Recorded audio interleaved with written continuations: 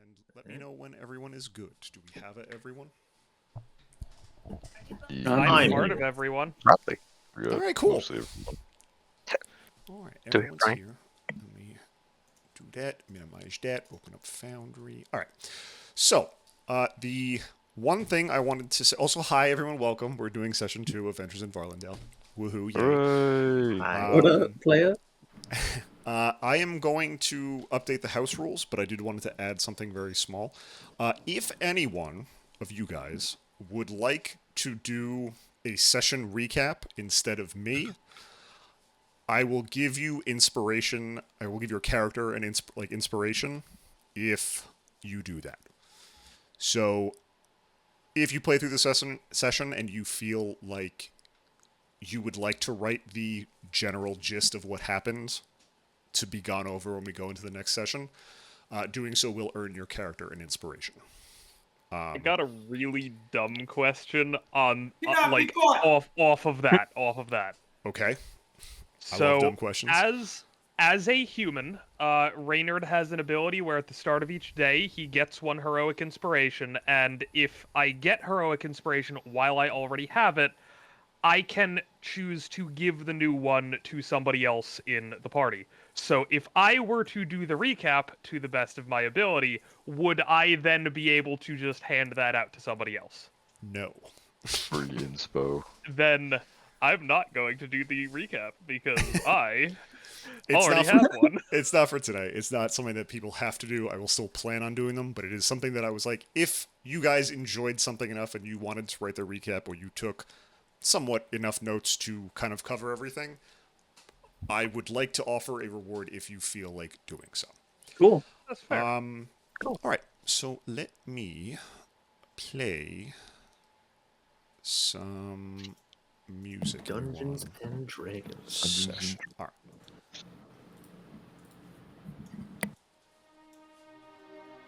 All right, music. We can hear. No. Nope. Nope. No. It'll be relatively low. Anything. Oh, maybe I have to adjust. Yeah, if you guys want to go, you can go to the playlist Okay, I can section. hear it now. and You should be able to update your own sound if you need Yep. Yeah, I'm there now. I'm there. Yep. to. Wonderful. I hear All right. Tech done and out of the way. All right. A clear, windy day embraced travelers from across the globe as they climbed the exterior of the Khor Baldur mountain range. Day 2 of the Cinder Shard Festival has brought travelers out in droves, packing the streets of Khor Baldur to the brim. Your characters, unknown to each other, were introduced to the city via a very helpful tour guide, as the lift brought this large group of festival goers down to the Diamond Shine district. Reynard, having completed the first part of his assignment from his captain, Vio, finding a small repair shop to assist in getting back to a working state, Oswald, finding a good lead on work and setting up camp in an alleyway, Ewan, frustratingly making friends with the local guards while finding out that the shop he has been searching for is closed, and Kale, fully embracing the excitement and jubilance that comes with the festival environment. As the celebration continued through the day, everyone's attention was called to the Ember Main Mine, where the miners were expected to emerge with their haul of crystals for the festival. What emerged, however, was violence and questions. 2 injured miners hobbled out of the tunnel, with one falling to the arrow of an unknown assailant. Civilians watching the mine scattered as guards tried to move people to safety. 2 guards engaged the waves of gnarled and warped creatures exiting the tunnels. Our group of individuals also jumped into action, heroically battling through the dangerous and menacing creatures, while also saving the miner and guards from an otherwise gruesome death. Midway through the battle, a heavily armored dwarf burst onto the battlefield, aiding the group, saving his men, and barking orders. As the tide of the battle turned, the kobold, who seemed to be the leader, disengaged and tried to escape into the cavern it emerged from. Leading the pack, Oswald barreled into the tunnels, with the rest of the individuals following. He was handed a communication stone by the tanky dwarf, with orders to find the kobold and report back immediately. After dispatching 2 more strange creatures, the party managed to bludgeon the kobold to death. And we pick back up after Oswald hears the communication stone turn on. with the burly dwarf's voice coming through, asking them for an update and to regroup outside. What would you guys like to do? I didn't actually mean to kill the poor thing. Well, you did. Should I bring the body? Is that going to be useful? Yes. We'll need proof. Yeah, he looks pretty dead to me. I'm gonna do my best to pick it up, but I think as soon as I do pick it up, and like, I imagine it's a kobold, it's not that big, but Reynard, he's still getting over some of his injuries, so I think I would look to somebody else and say, somebody else able to get this? I got it. Hand it off. Not me. Oswald, you pick up this kobold, and kobolds have a lot of blood. You would not expect fine. that. That's fine. Anyone in the close vicinity or who would like to, please go ahead and make a... Oh, also, is there anyone whose tokens aren't on this screen? Am I missing anyone? I don't see anything. Yeah, we lost Mike. So, let me... Mike, I'm just going to put you up top so you have map vision. But everyone else is here, right? About that vision. Yes. Hold I also do not see Oswald. Where is Oswald? on. Oswald Down the is other tunnel. Down the other tunnel. Oh, okay. He's just beyond my current vision. Let me see if I cast Pass Without Trace. can edit your token real quick. I think Yeah, I'll... E, settings, vision. Yeah, there we go. Now can you see everything? No. Okay. Black screen, the grid. We are in. There's everybody. We'll regroup. Cave. Actually, I can just turn this off. Whoops. Pretty resourceful. I'm trying to figure out how to make that visible on my little character sheet, so I know and have tracked when I have used my once per day heroic inspiration. That's it. If...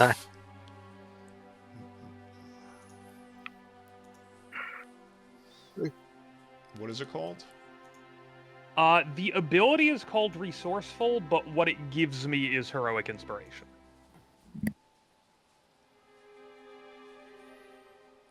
So if you go into your features list on your character sheet, the menu-looking one, third from the top, Yeah. resourceful should be there, and I think when you... Oh click yeah, it- I set it up so that resourceful has one of one uses and recovers on a long rest. Oh. I was trying to see if I could set it up so heroic inspiration would show up instead. But since the ability is resourceful and that's what it comes from, it's cool. I know I didn't use that last time. I wanted to make sure that that was easily trackable on here. Yeah. There's definitely I'm sure there's a way to import heroic inspiration onto your character and just toggle it. Yeah, in yeah. The effects, but we will do that later. Okay, so you guys are taking the body of the kobold out. Yes. Whoever is in the vicinity can make an investigation check. I will make one. I'm in the vicinity and I'm Or a good at perception those. check. You can do either of them. Both will work in this situation. I'll do an am I investigation. able to use guidance on myself Sure. when I make an investigation check? Get it in you. Theo Nailed it. will also do one. Yeah. Investigation or perception. Yeah, whichever one you would prefer. You'll get a little bit different information depending on what you do. But you guys all kind of roll pretty high.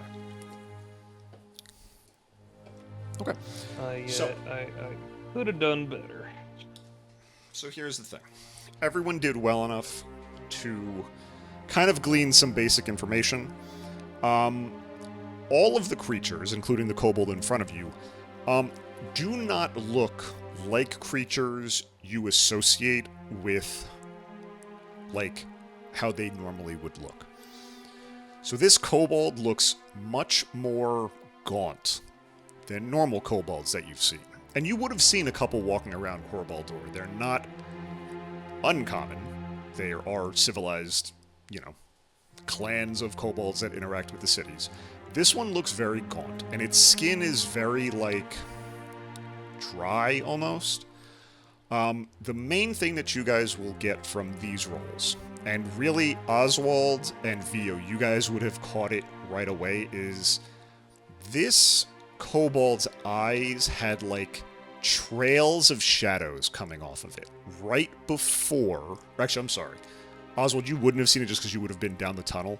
Vio, you would see it having been right there. Is that there were trails of smoke, black smoke coming off of the eyes of this kobold, but after it was killed, that smoke kind of dissipated, and its eyes are blank.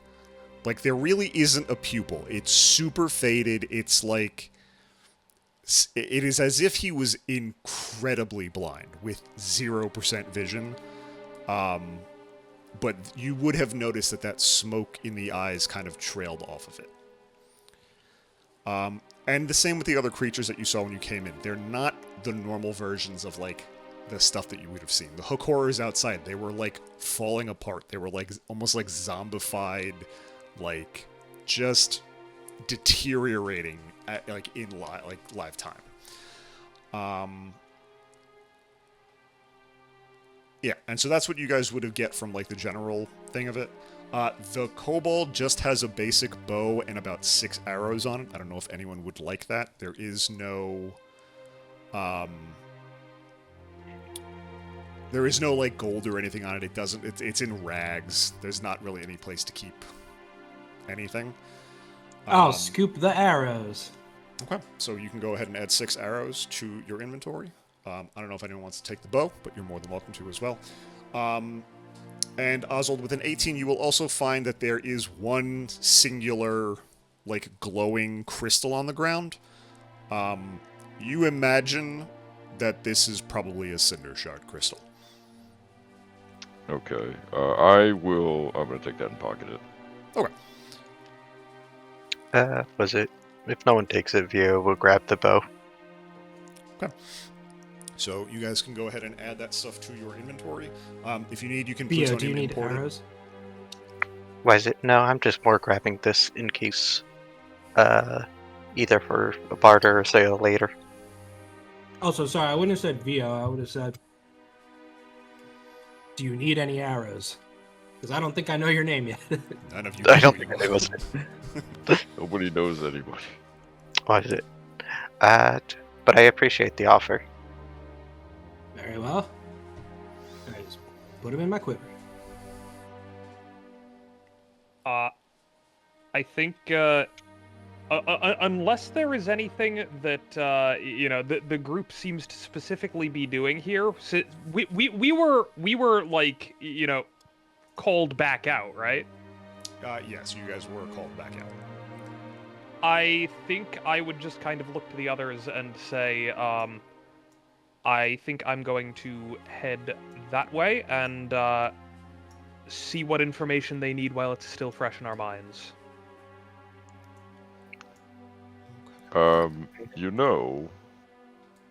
We could go deeper. Maybe there's some things down there. Ooh, that's a good idea. I mean, Maybe there are some listen, things. They don't know where we are. As soon as Kale says ooh in an excited, happy voice, Ewan just kind of narrows his eyes, looking very mistrustful. I definitely am not against going a bit deeper, but shouldn't we deliver the body first? Oh. Well, that's a what good if we point. go out and maybe they don't want us to come back in? We have a nice opportunity, don't we? Wow, you both make great points. I don't know what to do. Well, to be completely honest, I'm still looking for a place to sleep tonight, and I'm hoping that if we can bring this out, maybe they will offer one. That's a pretty good call. And If you to want, be I could completely spend- honest, I don't think anything that we're going to find in a cave is going to be more worthwhile to me tonight than a good soft bed. Or at least a cot. Do we, Chris, looking around, can we see, like, any indication that there are goods further down the tunnel? Go ahead and roll a perception check. Just Yeah.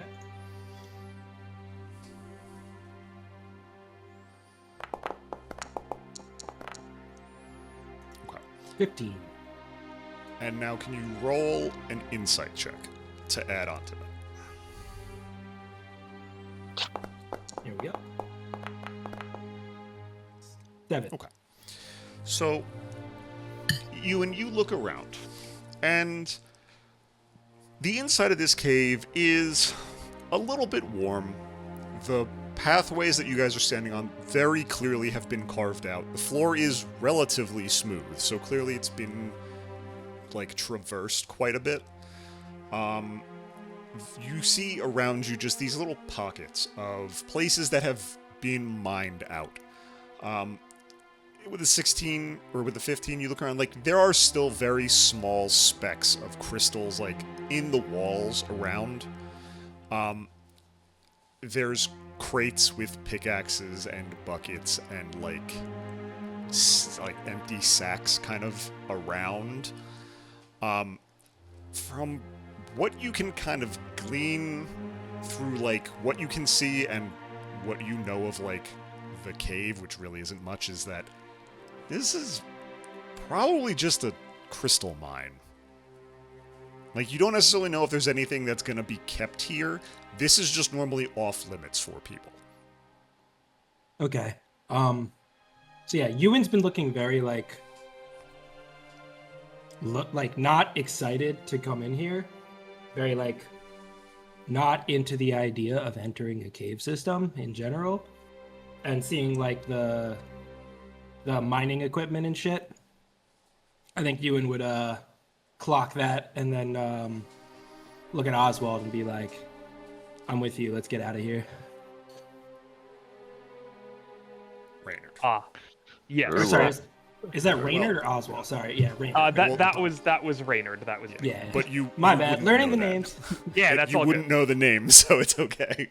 Yeah, I would and look you at wouldn't the guy who like talked. in character, you're not even addressing somebody by name, so I can't even be like, actually, it's Raynard. I'm headed for the exit. So is Ewan. All right. I follow. Alright, so you guys continue to walk out, and you walk past the two corpses of the, like, gnarled elf creatures that you've already slain. And we will head back here. Hopefully this will load quickly for everyone, and hopefully Mike has vision. Because I am pretty sure... I did find Potty at the very end of being on that map. I found him hiding there. Sure, this back here, so we should be good. And just give it a second to load. And so you guys come out, and it's not that the cave was dark, but the area surrounding the cave entrance is significantly brighter. So you guys are all kind of like half blinded, like just a little bit. And as you come out, there are several more guards that have arrived in the time since you went into the cave. That, you know, the platoon that was around that was getting civilians to safety has more or less kind of come back. So there's probably 15 or 20 guards that are helping move the corpses for these creatures off to the side and, like, check in with, you know, that giant dwarf that jumped in to save it, and the guard and the miner that were injured. As you come out, you guys do see a white cloth over one of the one miner that was shot in the back with the arrow. And you guys see the large dwarf as he sees you come out and goes, "Ah, good. I'm glad everyone made it. Let me see." And he'll walk over to you, and he's tiny. He's like just under 4 feet. Decked out in armor. Like, probably close to an inch thick plate armor across his entire body. He has a massive warhammer, and, like, for you guys, it would be a normal shield. For him, it is a tower shield. And he goes, and he looks and goes, I see you've caught the kobold. I appreciate that. And he just kind of whistles over. He goes, come, Jefferson, over here. Comes over, and one of the other guards comes over, and he just goes, get someone else. Take this back to the castle. The doctors are going to want to see it. And he goes, the bulky dwarf turns and he goes, one moment, everyone. He goes, everyone, order carts, get all the monsters on. They're going back to the Citadel. Yes? Good? Wonderful. He turns to me and goes, Out yes. of curiosity, not to speak against your order there, but is that wise? Some of them seemed potentially undead. Is there any risk of them getting back up? None of what you've killed out here has moved since you went inside, so I would like to assume that everything is dead and it will stay that way. But Yes, we well, also hopefully. don't know where these came from, and none of them look normal, so our doctors are going to want to examine them. And he says, he goes, oh, I apologize. Actually, hold on, where is the... I think I have the wrong person talking to you. This is the guy. There we go. Ah. Yeah, that's fine. I'm apparently still in combat, so I'm going to end combat. And so this dwarf, he goes, oh, my apologies. And he puts his shield down, and he reaches his hand out, and he goes, my name is Araset. I am the captain of the Embermane Guard. I appreciate all of your assistance in this absolute shit show.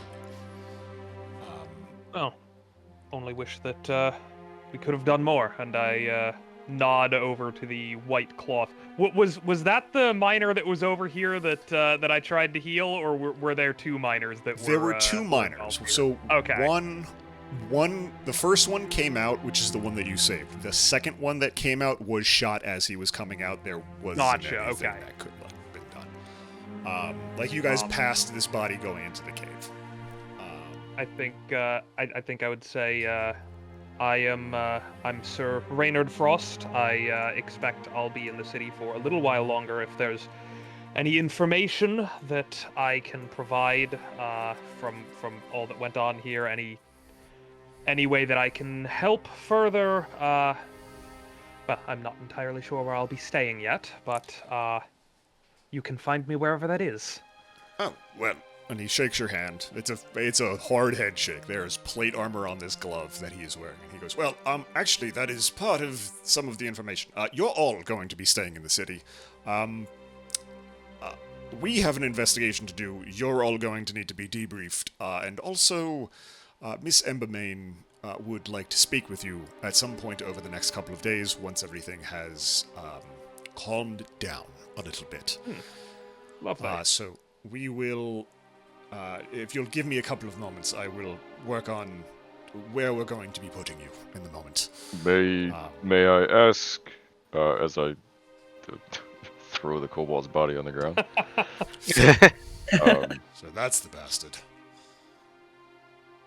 Why should we cooperate?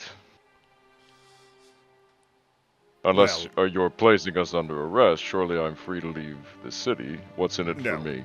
You're not free to leave the city. You were just involved in the first attack that's happened on the city in over 100 years.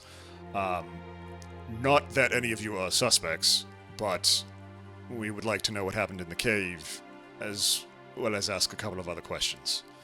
And I would like to be compensated for my work, Captain. That's fine.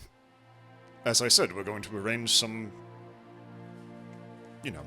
places for you to stay, and I'm sure we can... I can't guarantee gold, but I can see what I can do. Will that be alright with you? Or will I have to place you under arrest? You could try. I would win. I'm sure. Ewan would like step in there and just try to like change the course of the conversation and just go, did you say this was the first attack in 100 years? This is the first incursion that has happened in the city in quite a long time. I don't know if it's exactly 100 years, but it's been nearly a century.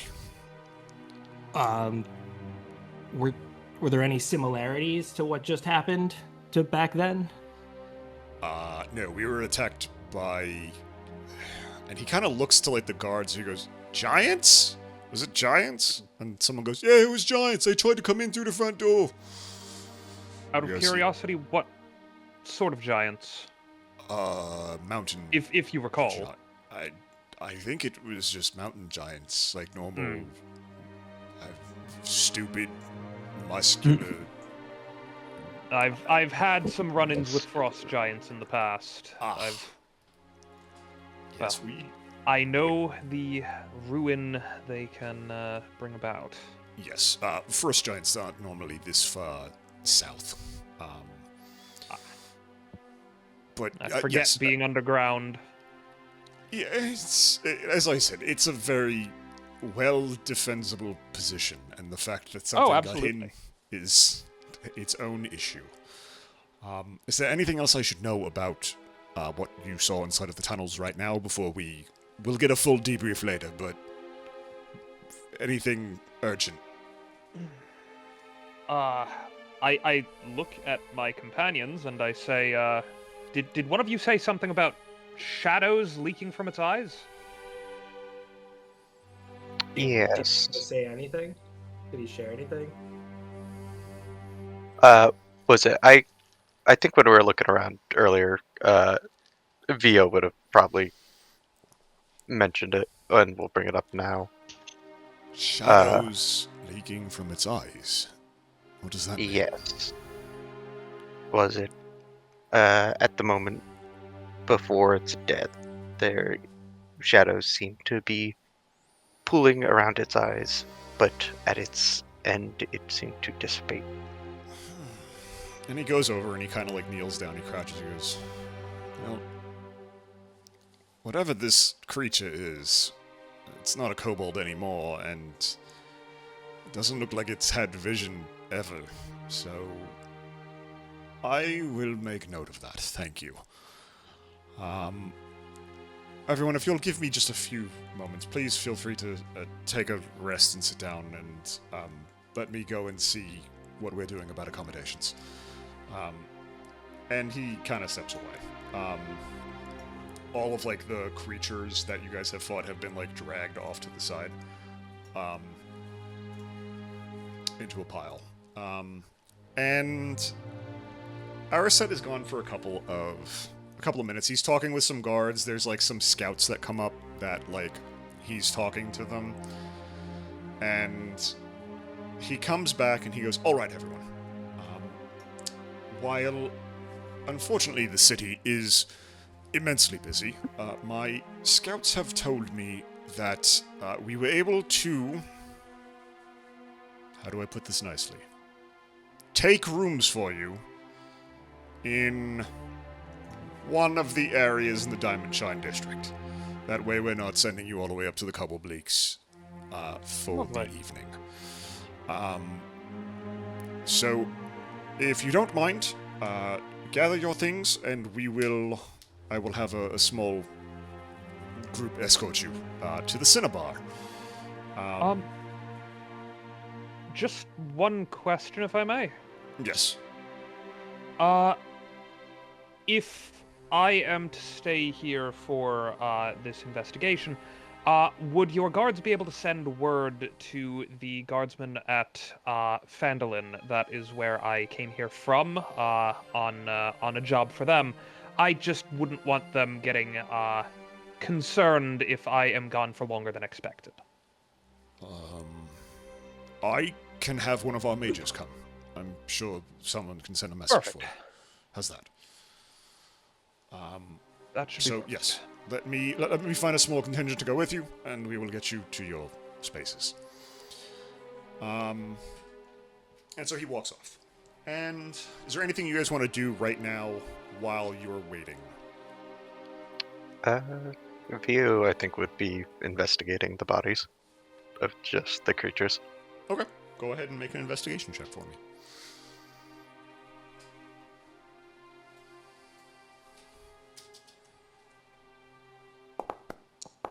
Ba-ba-da-da.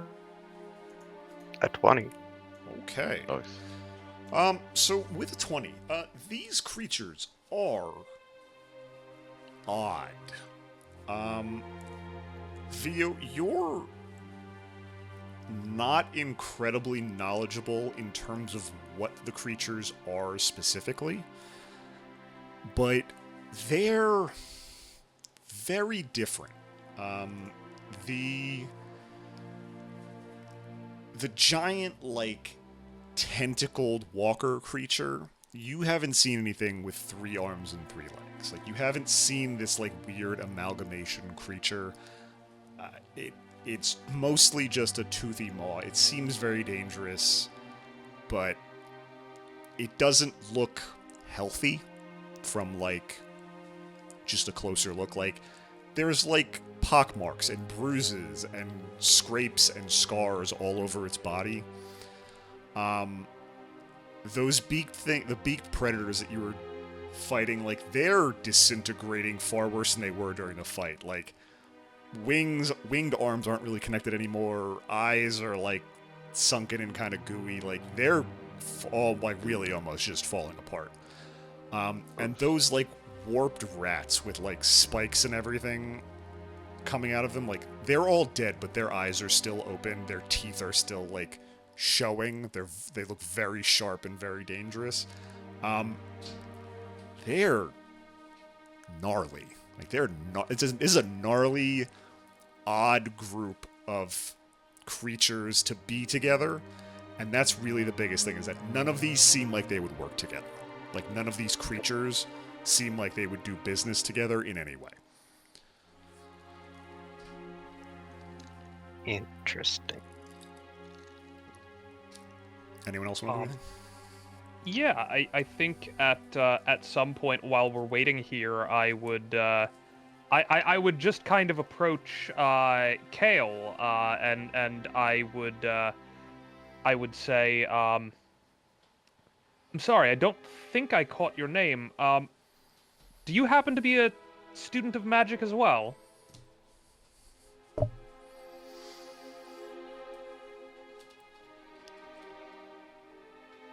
Kale, are you a student of magic? Sorry? Squidward.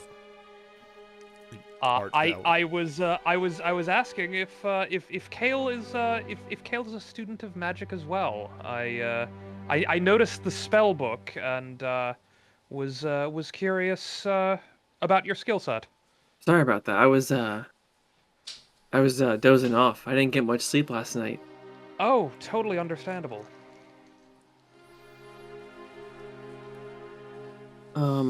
I know a thing or two. Not to brag. I'm fairly new to the study of magic myself, so perhaps if we are spending some time here all together as a group during this investigation, if you would be open to it, I would certainly be interested to see what sort of magic you're capable of casting. I'm like I said, fairly new to it. Yeah, likewise. You were awesome in that fight, and I'd love to. Oh, thank you. I'd love if you introduced me to your friend there. Ah, well, this is Valor. She's relatively new to me as well. I've only just recently figured out how to summon her physically in this form. It's one of the newer spells I've figured out. But I am Sir Reynard Frost. I'm not sure I got your name. Kale Stormquill, nice to meet you. Kale Stormquill. It's very nice to meet you as well. And so in that moment,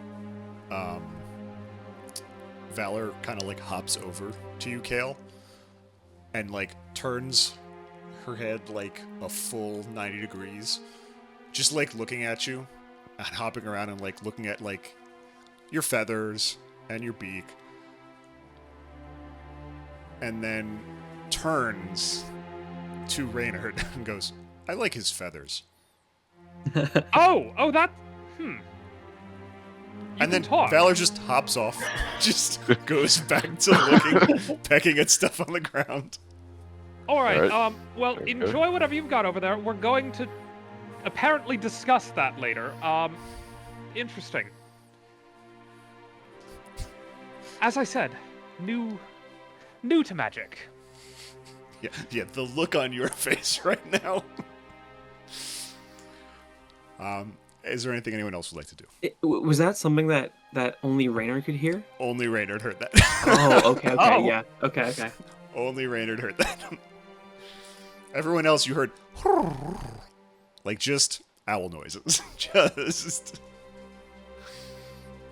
What I said was fully out loud. correct. I turn my Oswald turns around and says, "Are you okay?" As far as I know, I've got a couple of injuries that probably need tending to, but nothing too serious. He squints. "You scare me, wizard." Strange should be called that, but yes, I suppose. Crouch down and just start hooting. Speak the Jump language. back. What is your He spe- intent with speaks crouching owl. down and hooting? He speaks owl. Yeah, I want to become friends. Okay, I would like you. Turn your neck 90 degrees. I hate it here. What do I want you to roll? I would like you to roll persuasion. Was it? I like to imagine Vio's like looking up from looking over the bodies at this now, just like, what is going on over there? Ah, I was close to the 20. It was close to So 20. close. You do a pretty okay impression of an owl, you think.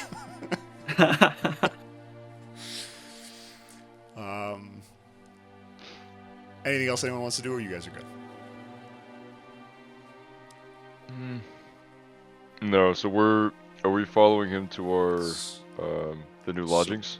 So as Kale squats down, starts flapping his wings like an owl, Ariset comes reach for back it. over, and he goes, "Everyone, if you'll follow me, we have a wagon ready for you to take you to the Cinnabar. Oh, hell yeah. Please, again, don't leave the city. We'll have some guards stationed outside. Not as house arrest, you're allowed to leave the tavern. Just don't leave the city. We will reach out. Hopefully tomorrow morning, maybe tomorrow afternoon. We have to see what the rest of the new schedule is, given the events of today. How long are you going to make us stay in the city? I have things to do. I can't stay here indefinitely. No, this will not be an indefinite stay. Just... We need to get through the festival tomorrow, if I'm being entirely honest with you, and then we're going to have a small team researching this. Once the festival is done, then we will be able to fully close the book on this with the full force of the Dawn Guard. Alright? I can't really guarantee time, but maybe a week max? I don't see an issue with that. I mean, I kind of do. Let's try to make it quicker. I promise you, I am the captain of the guard for the city. I want this solved faster than anyone else here. I will do my best. But, as for right now, you're the individuals that helped defeat this threat. While we appreciate it, we have a lot to discuss still. Anyway, Jefferson, they're yours now. And one of the guard comes up. He goes, "Hi everyone. I'm Jefferson. You can follow me." Does this happen to be the guard that I also was healing last time? No. This is a different... Okay. Yeah, no, this is a different individual. The guard that you healed is, being tended to by other medics right now. Good. Just And so Jefferson loads. He helps you guys get up onto this cart, and he is making like small talk, just as he's kind of going through the city. And we are gonna cut over to this map. Now, this is not finished, so I just want to give everyone the heads up for that. I will continue editing this as I get more time. Just as I a know. heads up, we Correct. don't see. I am aware. Yeah. Okay. Ooh. Hey, I see that. Look at that. Alright. So, Hell yeah. again, Oh. not Whoa. finished. However, a rough depiction of what the interior of Khor Baldur looks like. You guys are going to be somewhere up here. You're in where you were is called the Gneiss Channels, Gneiss. The channels kind of are all over the city in the Diamond District. It is where the mining guild goes down and digs deeper into the mountain. But you guys were up north in the Gneiss Channels north. Sick. And so you guys are going to be on your wagon for a little bit. So we're going to now cut back in time. And let me just... Yeah.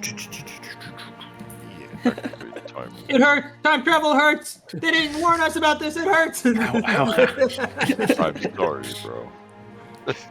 Why didn't we think it would hurt? I'm a chronologist now. Whoa. Everyone's a chronologist. Why didn't we think it would be chill? So we're going to switch over to this. And we're going to now focus on Potty. Focusing. It's Potty. Hey yo. Yo, let's go. Potty. It's button time. Someone's getting He potty. potted all over him. Potted all over. That's right. That's how he got his nickname. He'd just kill people and put them in plant pots. My favorite part of the episode. My favorite part of the episode. No. Potty, you have spent the last, I'm going to say about a week and a half, walking, borrowing horses, moving your way across the continent of Varlindel. You have been on edge the entire time. You are going over the events of what happened in the estate over and over again. Going to your old master's house, not really finding anything, but somehow finding a book on poisons. There was no real information that could help you, but there was a name inside of it. And you're just trying to kind of like figure a lot of this stuff out. And from the information and the notes that you had inside of the book, it did point you to Khor Baldur. And so you made your way over. Potty, you get there the night of the first day of the festival. Is there anything you would like to do upon entering the city? To set the scene, it is nighttime, the stars are out, both moons are full. You climbed up several hundred feet of gorgeously carved limestone stairs as you ascended the elevation of the Khor Baldur Mountains.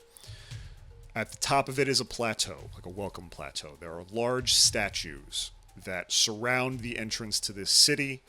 There is not a crowd. There aren't really tour guides. There aren't individuals looking to welcome a lot of people in because you arrived in the middle of the night.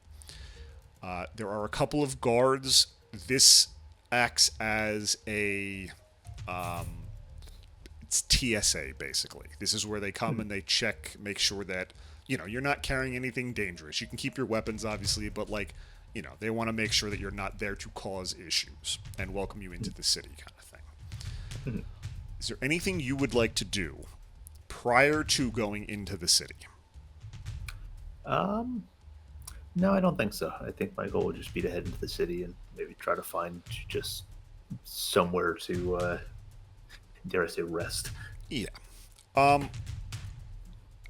What kind of vibe are you giving off as you get to the city? are you still nervous? Are you still kind of all over the place? Or are you kind of trying to put on like that face of being calm? Like, what is the... I think I've had a good amount of time to settle my nerves here and kind of not get over it, but to put on a good face. Yeah, just putting on my best smile. Okay. So go ahead and... Let me see. I'm not even going to have you roll. You're correct. You would have enough days. You're not trying to deceive the guards. You're just trying to get into the city. They're probably a little bit more interested as to why you're arriving at night, but they're not.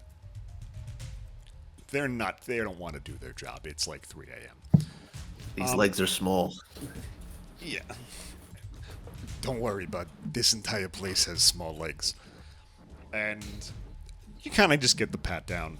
He asks if you have any weapons, what you're kind of bringing into the city, if there's anything dangerous. He searches, like, your regular bags, whatever.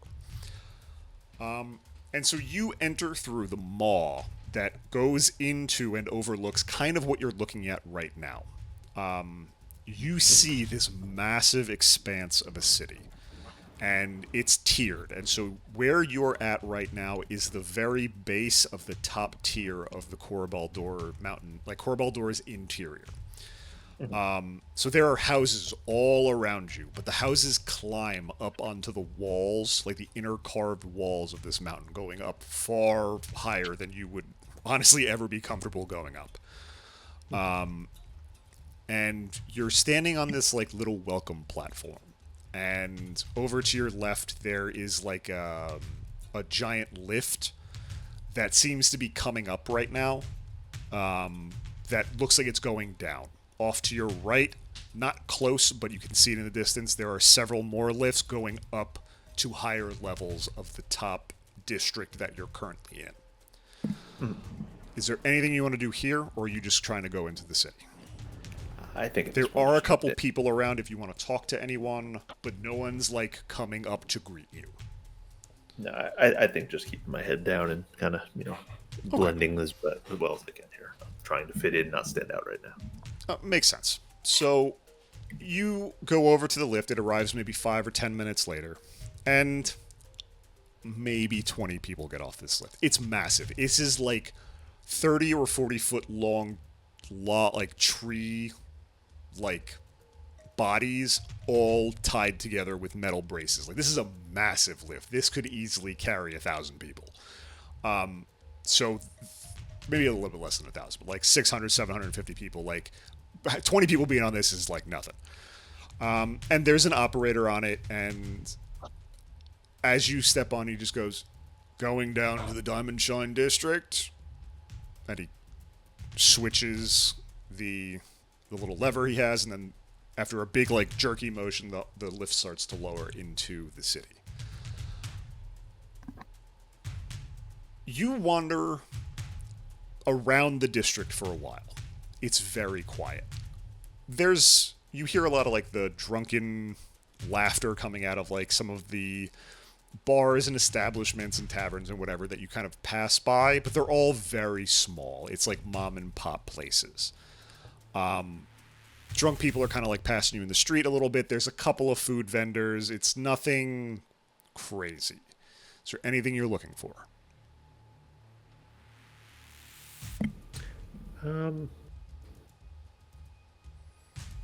I guess I've been on the road a while. Just grab a bite to eat, and then I guess find somewhere to, just somewhere to stay for the evening. Okay. So you find like a little stall that's open. It's just selling like a bunch of different like grilled vegetables on a stick, with like a sticky, sweet, salty sauce on it. It's a copper for a piece of it. You can pay for however much you would like and then continue to move on.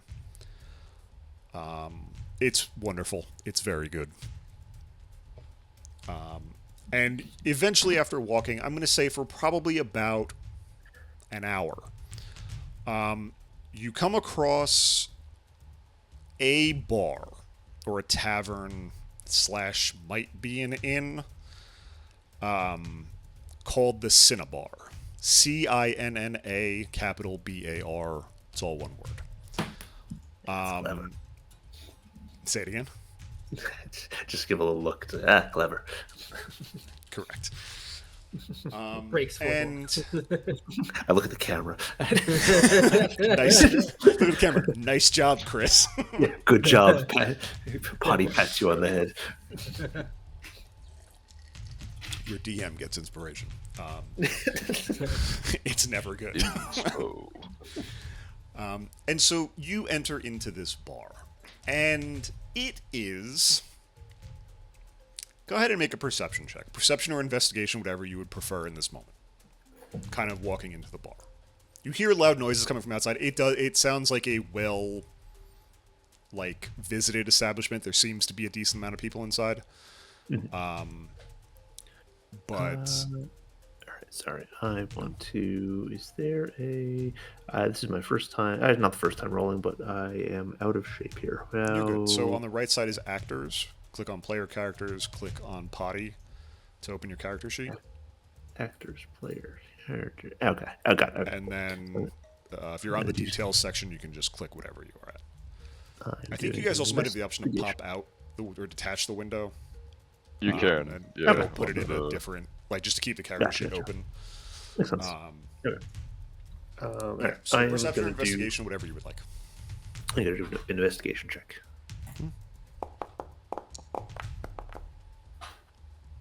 Okay. Nicely done. So from what you get, this, I have this map, so let me just describe it for you. You enter this bar, and there's a big bear rug that you kind of can wipe your shoes off of. There's some shelves to put any personal belongings that you want. Ahead of you on the right is a staircase going upstairs. There's a pillar there. There's multiple small tables around, bars up against the wall for people to sit. Fireplaces in the center. It's warm inside. There's music playing. It's very jovial. And we can actually switch to the other music.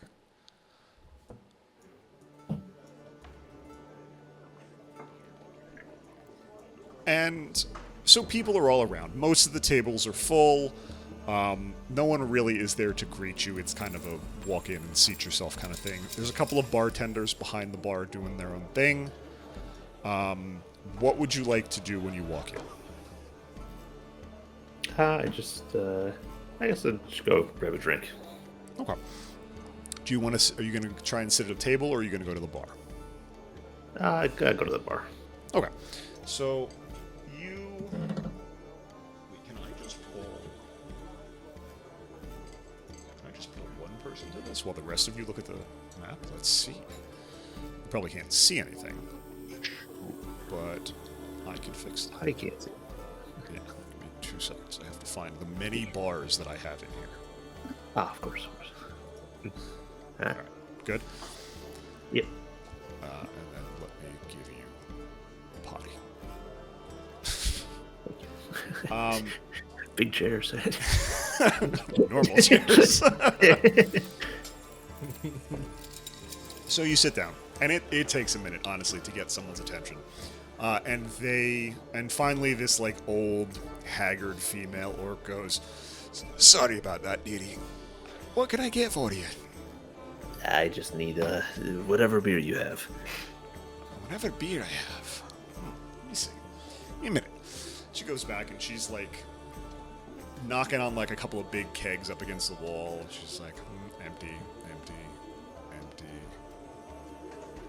Oh, okay. And then she pops one open, grabs a tankard, fills it up. She puts it down in front of you. She goes, "Is there anything else that you'd like?" That's all. This should hold me. Okay. And this is, by the way, normal size mug. It's huge for you. Boy, oh boy.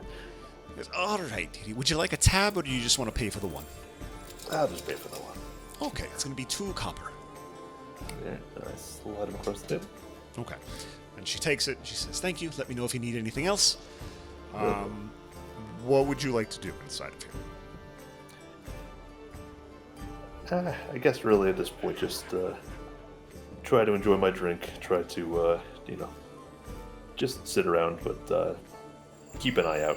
Stay vigilant. Kind of, maybe lean back against the bar here. Kind of keep an eye on the door. Just kind of be aware of my surroundings, but try to relax because this is the first time I'm, we'll say, not on the road, not really running at the moment. Okay. Taking this bit of respite, but keeping aware of my surroundings. Cool. So, the beer tastes like it was 2 copper. Like, clearly it was a good deal. It's like the Heineken Light of beer. Nice. And so you're just Get kind of... straight. they're not going to sponsor us, we're fine. And so... Well, not now. You're just kind of looking around, and like, people are just jovial. They're all just kind of hanging out. They're talking. People are hammered. People are playing games at tables and talking and chatting, laughing very loud. Nothing really crazy happens. And you kind of sit there for a couple of hours, and the bartender kind of comes and checks on you a couple of times. Unless you need anything else, you kind of just wave her off, say thank you, and not really much. People kind of try to strike up like some basic conversations, but everyone's just a little bit too hammered to have like a quality conversation. No one seems to come in the door. If you want to make a perception check, just to kind of keep an eye on the area for the evening.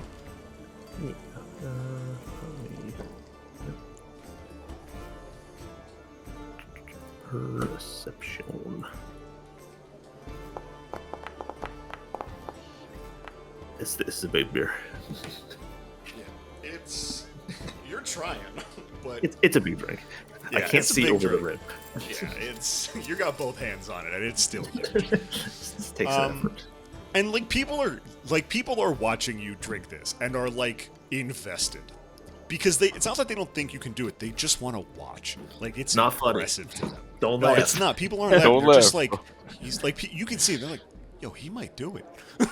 like Yo, he about to do it. like it's you hear like you even hear people going, if he does it, I'm buying him another one. like Getting visibly rounder as this drink goes down. So, as the night goes on, again, you don't really notice much. And as the hours go, the bar starts to empty out. You already got there super late, so it was surprising to see this many people still awake. The bar noticeably quiets down within 2 hours of you being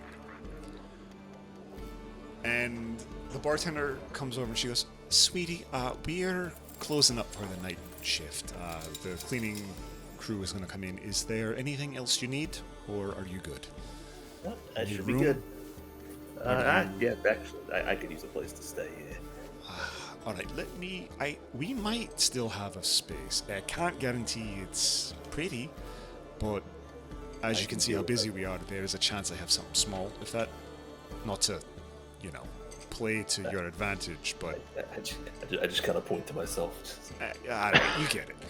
Give me a moment. And she walks over, and there's a very large ledger on the bar, kind of over here on the side. She's flipping through it. She goes, "Okay." And she goes, "All right, it's going to be 5 silver for the night if you just want the one night. It will be a gold if you want to stay for 3 nights." I guess I'll do the gold. Okay. And so you hand over the gold piece. She goes, "Thank you." And she goes, "Let me get your key." And there's a little back room off to the side. Goes back, grabs it, comes back out. She hands it to you, and she goes, "As I said, it's small and out of the way. If you head up to the 2nd floor at the very end of the hallway, there's 2 smaller doors. The one on the right is your room. The one on the left is a storage closet. It was an old room that was split in 2.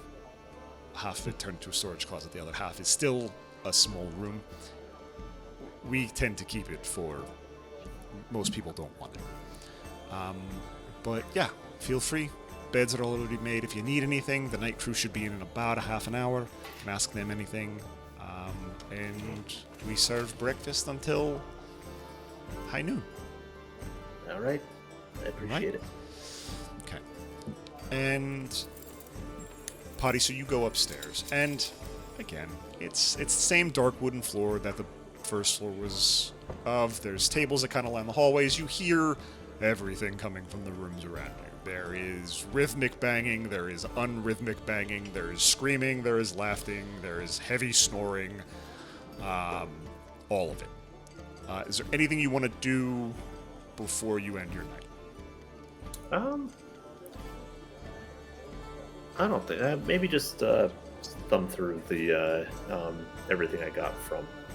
I'm sure I would have been doing this on the road too, but everything I took from my mentor's place, Okay. just to kind of go back over it and just anything I may have missed or anything. But yeah, just kind of examining what I have and kind of reminding myself of what exactly I need to look for. And so you spend your night and we'll go over that more during the break of what you're actually looking for. Yeah. But yeah, so you go through it and you kind of, go through all of your stuff. And so you're going to spend the night there. Is there anything you want to do in the morning? Is there anything you want to do on that second day? Or are you kind of just looking to stay in the tavern, in your room, not really go out, just kind of exist? What's your... I think just existing for a little bit's probably probably nice when after being on the run for this long. Yeah. Because, you can definitely go out and experience the city if you would like. But while it is easier to hide, there are also more things you won't be able to see. So, up to you if you want to change that. Yeah, I think hang around here, have a nice breakfast, and then maybe go out for a stroll and just kind of keep an eye out. Yeah. So you won't go far from it. And so you'll get up the next morning, and you'll actually see that there is a much, much larger individual behind the bar. It is a pale blue gif, who is a large, rhinoceros species. Not rhinoceros. Hippo species? Yeah. Hippo species. Massive. 6'8", 900 pounds. But deftly working this bar. Flipping bottles over his head. He's in his zone because people are drinking at 9 a.m. during this festival. And is there anything you want to add? Are you looking for food? Or are you just kind of vibing, looking at the area, and that's your day? I think right now, just kind of laying low, wouldn't ask any questions like that. But as I go out and kind of take a stroll here, I'd keep an eye out because I'm looking for underground tinctures. Right, is the name of the place I'm looking for? Yes, that is the name of what you're looking for. Yeah, so I think as I'm out and about, I would just kind of keep an eye out and see if I see a place with that name and not ask any questions at this point. Just kind of keep to myself, but just see what I can find. But Okay. And go ahead and just make an investigation check for me, just for the entirety of your day, looking around, seeing if you can find anything useful. Since you're not looking to talk to anyone. Yeah. Okay. 25. Well done. You walk around, I'm going to say, for about an hour. There's a bunch of stalls and tents and crafts and stuff set up outside. There's festival, party, carnival games, that kind of stuff. The streets are packed. There's stuff going on everywhere. You don't find any buildings named Underground Tinctures, but you do see an advertisement for it. The advertisement does mention the Cobble Bleaks. Cobble. It is an address, and the city location on it does say Cobble Bleaks. Got it. And is that a name that I recognize? Is that a level of the city or something that I would know? Yeah, I'm gonna say with a 25 investigation, you would have noticed or at least overheard. The Cobble Bleaks is basically that highest tier in the city, the section of the city that actually climbs up the walls a little bit. So it's that if I pull you back over here. This section up here Got it. that doesn't have anything on it, that is the cobble bleaks, but those houses also go up the walls, basically. Got it. And I do need to ask, because you said this was an incomplete thing at the moment here. That's supposed to have like a full level of city, right? There. Correct. Or, yeah. okay. Got it. Yeah, Okay. this is like, I just started, and then I was like, all right, this is a lot of housing I have to put down. I'm going to keep working on this as I go. I see a but dense yes. section there, and then I assume it got like, yeah, and then the spread out. Yeah. And I'm like, it's like, all right, cool, this map is great. I have so much other work to plan for. So yeah, it's going to be that upper section of the city. You'll see signs with the 25 investigation of like arrows pointing to cobble bleaks, lifts, stuff like that. But they're just not close to where you currently are. It's kind of opposite side of the city, or opposite adjacent the side of the city. And so, anything else you're doing that day, or are you just heading back in and sleeping for the night? Or are you staying up in the bar? Like, what is your... I think just taking it easy and, kind of relaxing the rest of the night there with that information in mind. Okay. Are you staying at the bar, or are you just kind of around in your room? What are you feeling? Probably just around in the room that night. Okay. So then, we will now cut back to end of, or midday, mid-second day. And we will pull everyone to the center.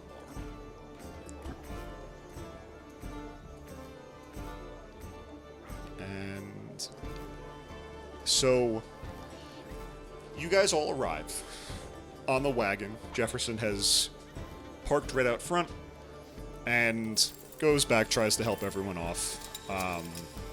Let me put you guys on here just so you can move around at your own preference. Thank you. Theo and Valor. So Jefferson kind of helps you guys all out and goes, wonderful. I'm glad we didn't really run into any issues getting here. Just give me a moment. I need to go and speak with Gunnar. Wish me luck. And so he goes inside. And it's up to you guys if you guys want to follow, or if your movements in the building right now are kind of just where you're at personally. I'm gonna walk up to the bar and sit down next to this little goblin man. It's me. And so you sit down, and so the gentleman behind the bar is a GIF. Pale blue skin, massive, like 6.5, 7 feet tall, giant, like hippo race. Flipping bottles around, and he goes, "Oh, new customer with a lot of armor. What can I get you, big boy?"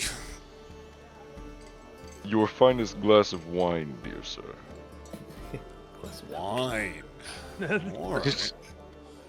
Okay, all right. And he just goes, all right. And he reaches down, and there's a lot of clattering. He has very big hands. He pulls out the bottle, and he goes, looks at it, and he goes over and taps one of the other bartenders. And goes, "Is this good wine?" And the bartender goes, "Yeah." He goes, "All right." And he comes up, he goes, "Our best wine for you. Would you like a glass, or are you okay with the bottle?" The bottle, sir. Wonderful. And he puts it down in front of you. It is still corked.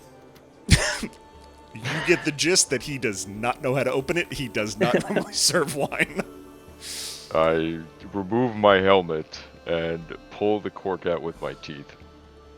He goes, "I gotta try that next." And he smiles, but all of his teeth are flat. There is no point on any of his teeth. That's funny. Mine are sharp. Yeah.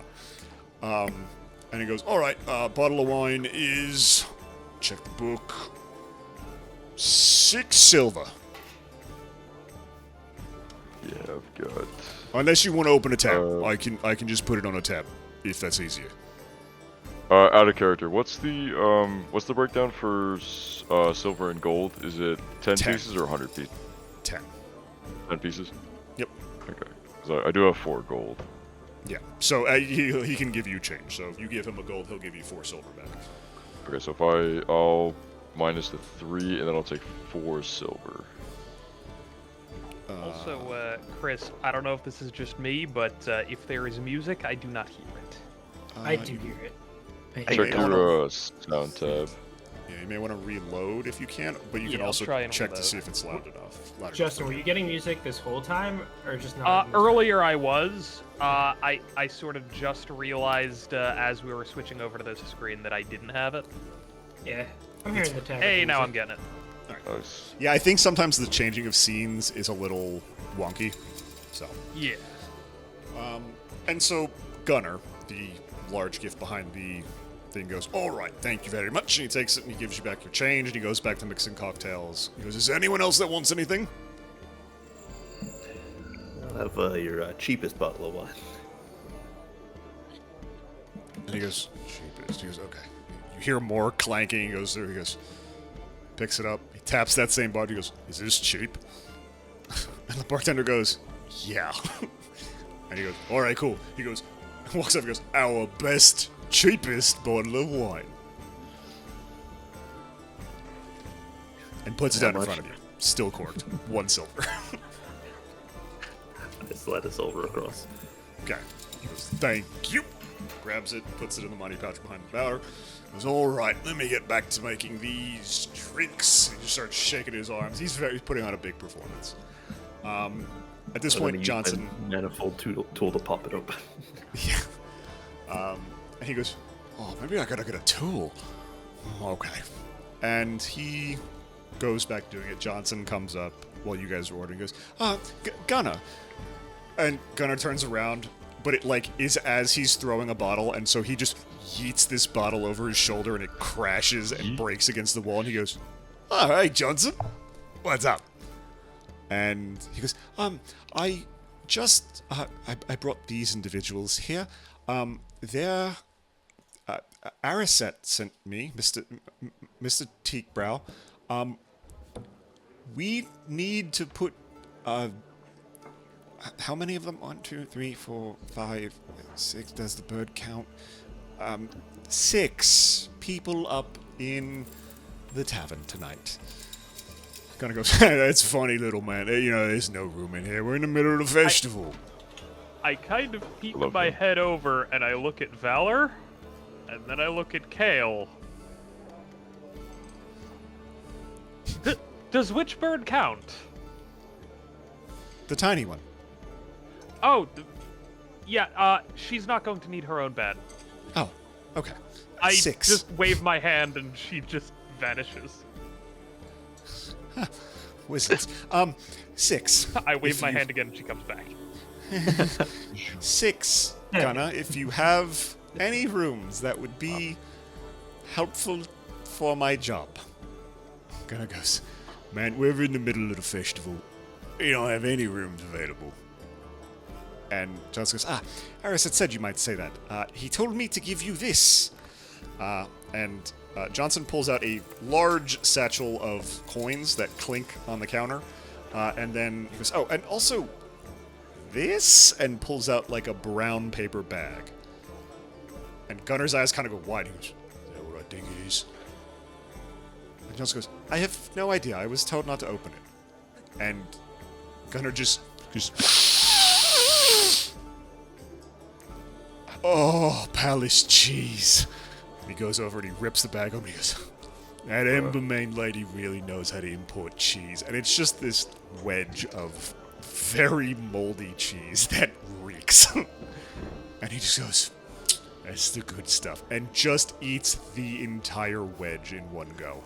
Chewing it, his breath smells like it as he's talking. He goes, "Oh, all right, Johnson, give me a minute." And he goes around, and he taps the other button. He goes, "I'll be right back." And the bartender's like, "Thank God." Bro is too powerful. And so Gunnar goes upstairs, heavy footsteps, thud, thud, thud, walking across this place. he goes upstairs. Johnson goes, it should just be a moment. We'll see what he plans on doing. Is there anything anyone wants to do in this moment? While Gunnar has stepped away from his position. Are there any interesting books over here? Go ahead and make a investigation check. Or perception check, whichever you would prefer. I like investigation. Can I guidance? Yeah, go for it. Cool. I would like to turn to the goblin sitting next to me and ask, do you need a hand opening that?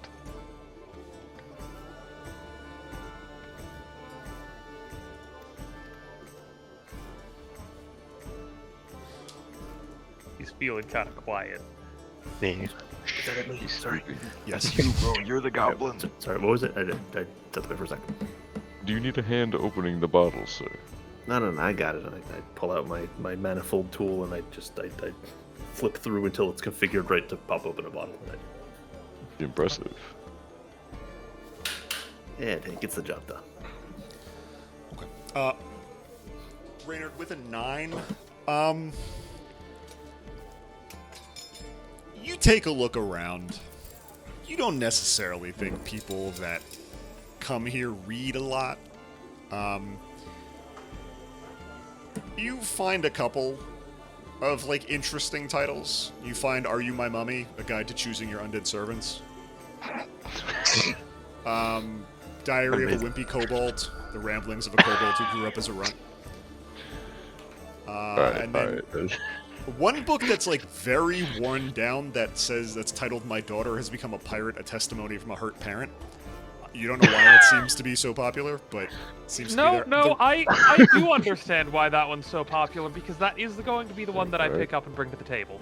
Yeah. Alright. Yeah, and so you can pick it up. There's a lot of, coloring in this word book that doesn't really seem great, but you can kind of sit there and read it for a little while. Is there anything else anyone wants to do? I like your words, Magic Man. Chilling. I'm just keeping an eye on Kale, Okay. And so sitting on the side. a couple minutes come down. A couple of minutes later, Gunnar comes down from upstairs. And you can hear him walking before anything else, and then you hear him talking. Go, look, I'm sorry. I apologize. I will fully refund you. I'll give you guys free drinks, but I mean this in the most respectful and hospitable way. Get the fuck out of the rooms. Something came up. I'm sorry. We'll you figure out something else. Go find an alley somewhere. And two groups of individuals come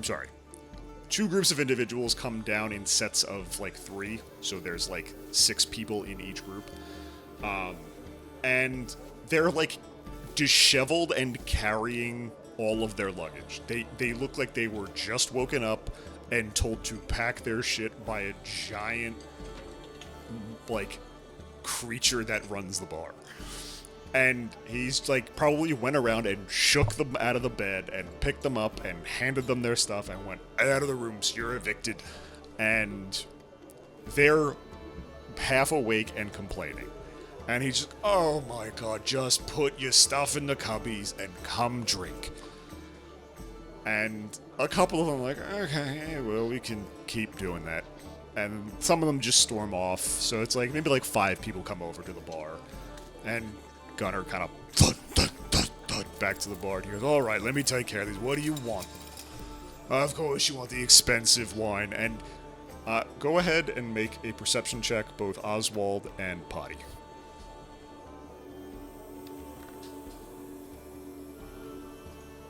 Oh, bitch. Damn it. Thank you for carrying. Okay. You're welcome. 10 and a 12. It's not hard. You guys see him reach into the same cabinet that he pulled the cheap wine out of, and hands them 2 bottles unopened, and then goes and fills 3 or 4 pitchers or tankards of ale, and gives it to them. And he goes, all right, now that they're taken care of, your rooms are available. And then they just start staring at Johnson and you guys, and Johnson goes, Connor, always one for subtlety. Gunnar, if there's anything else you need, please contact Mr. Teakbrow. Have a good one, Mr. Hesmer. And Johnson just runs out. He goes, good luck, everyone. Runs out. Good luck, bye-bye. And Gunnar goes, oh, I almost forgot. And he goes over to the 2 individuals that were in the groups that he kicked out. He goes, oh, I need your room keys now. And they just like shuffle through their pockets and hand over the 2 room keys. He goes, thank you. And he goes over and hands one to Oswald. And he goes, here's your room key. And those groups are staring at you. He goes, here's the other one too. You get both of them. There's no replacements. Don't lock yourselves out. Otherwise, you pay for the door. I think I'm gonna head over at that point, and I guess since I heard the name Oswald, I'll take a seat next to him and look over and say, Oswald, was it? Yes. Well, if you don't have need of 2 keys, I can take the other and let a few of these fine folks into the room where I will be staying. You could, wizard. You could indeed. I do not hand the key over. Fair enough. Then all of you, and I turn to the people who were evicted.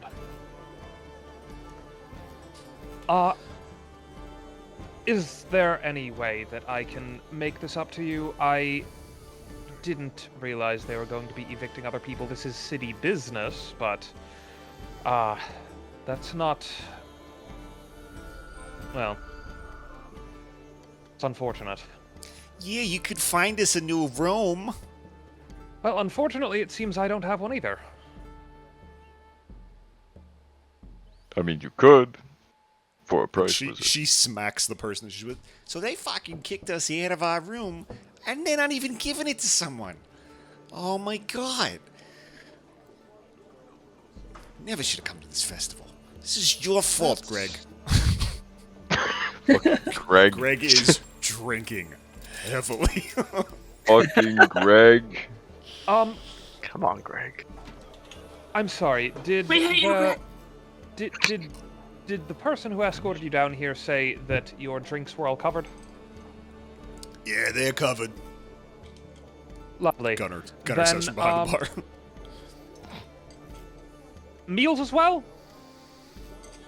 I don't know. Do you want to eat? Like, I look at the other people. Food? I mean, I could eat. And kind of goes, Food? oh, fine. Give me a second. Thud, thud, thud, thud, thud, thud. Walks her back around the corner, like heading back over here. Comes back a couple minutes later with like raw carrots and shit that he clearly has just taken out of like a shipping crate. He goes, your horse derves. Puts it on like a dirty plate in front of them. He goes, anything else you need? I hate him. I hate this guy, man. Man, I need you to understand, this is like the most barely functioning dive bar in the Fucking city. horse derves. I hate My friend, At do least you it's not a have double plate. a functioning kitchen? No. Do you have a fire? There's fireplaces right there. I didn't actually look as I was walking past. Is there a fire in the fireplace? Yeah. Right. I take the plate. Just And throw it in the fire. I'm gonna go and do my best to cook some carrots and stuff over an open fire. I would like you to make... What do I want you to make? You have your make.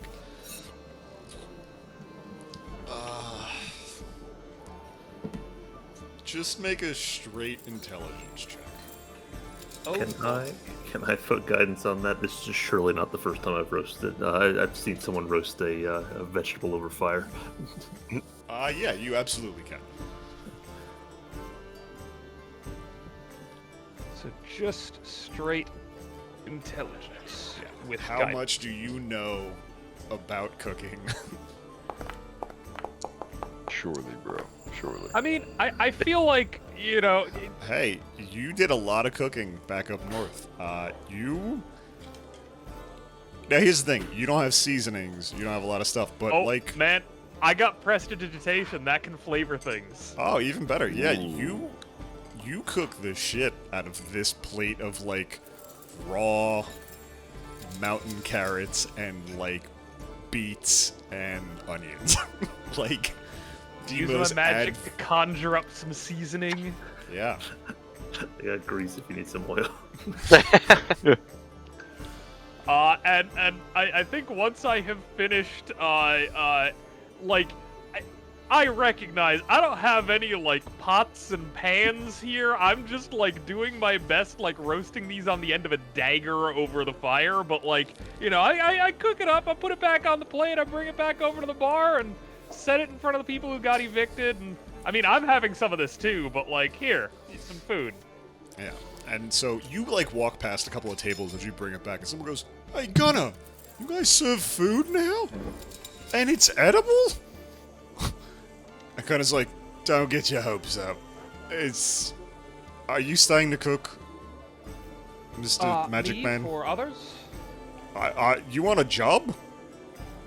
Well, that You can stay here and cook all you how want." long I need to stay in the city. I actually have a job elsewhere. No, we don't have food. Just goes, okay. And... I think I think I'm gonna save back a little of what I prepared there, Okay.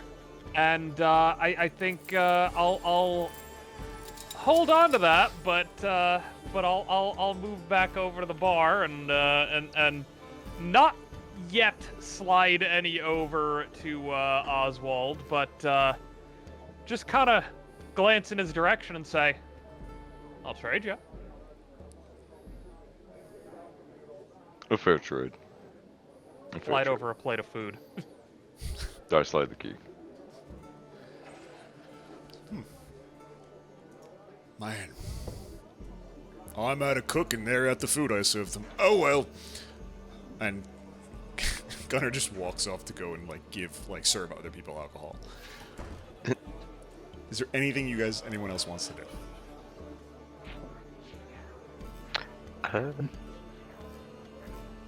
Was that Vio just hearing the commotion or got closer to the group just to see what was going on?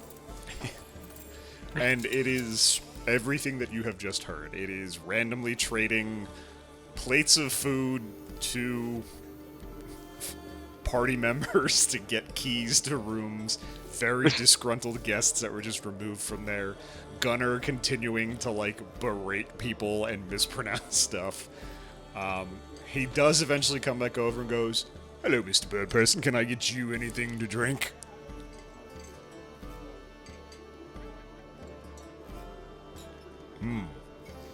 Quiet one. Alright. Nothing for the Bird Person. Anyway. Wait, me? Yeah, you. Strong Yeah, you. Valentine. I know you're staring at the wall, but you want anything to drink? No, but I am pretty hungry.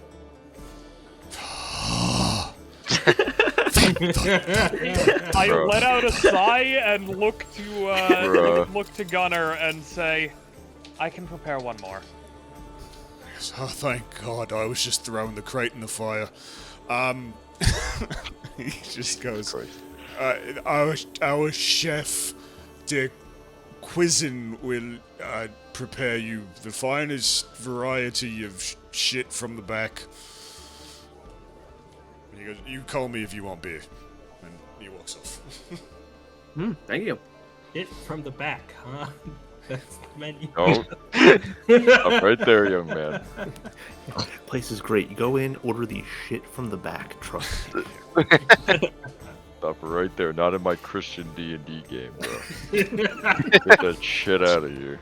Aren't you like a fucking demon or something? My man Excuse me? extorting every person he comes across. Excuse me? We don't need to get into the D word here, okay? What the fuck was that, man? You just call me out like that? Wow, I didn't expect you to be demon racist before bird What racist. the fuck? Everybody else heard that, right? One It was said character out loud. Kinda goes, in I game. heard it. racist. Thank you. I heard See, it. all I'm right, gonna all right. punch him. I'm not saying it's a bad I'm warming thing. up to this guy. I'm warming up to this guy. I did not say it was bad. I was not implying it's bad. And so Gunnar. Gunnar just goes, and also, your rooms are on the second floor about halfway down the hallway. The doors should still be cracked, because I don't think I shut them when I kicked them out. Lovely. Okay, turn them out. And I'll cook up one more mess of a meal to split with Kale, and I think if I have an opportunity, I'll ask Gunnar, still holding that book that I got, or I'll take it out again rather, and just be like, is it all right if I like bring this to the room just so I have something to read before bed? Man, I don't fucking care. I can't read. Wonderful. Good. Yeah. Let me know if you need anything. Breakfast is served until noon. I'm sorry, what do you serve for breakfast? Shit from the back. Are you not paying attention? Go one. Right. Well, don't expect me to cook for anybody else for breakfast. There's like two guys at the table next to the bar that go, "Aww," but otherwise, Yeah, I'm Gunnar just goes- visibly disappointed. okay. Yeah, Kel, these are like good vegetables, like Yeah, I'm quality, like well sobbing knowing I Yeah. won't be eating Reynard's cooking tomorrow. Do we have a separate cooking skill for Reynard? We'll get there. we Like a- can like a- certainly just come up with add- something. Tack that onto the bottom there. Yeah. Yeah. If we want to turn D&D into RuneScape, I'm your guy. I mean, I wouldn't be against it. And Wait a so- second. Honestly, if you want something that I can actually cook well, I've done a great many stews. Being up north, in the cold, something hearty and warm like that was perfect. But you know, make do with what I've got. Good to know.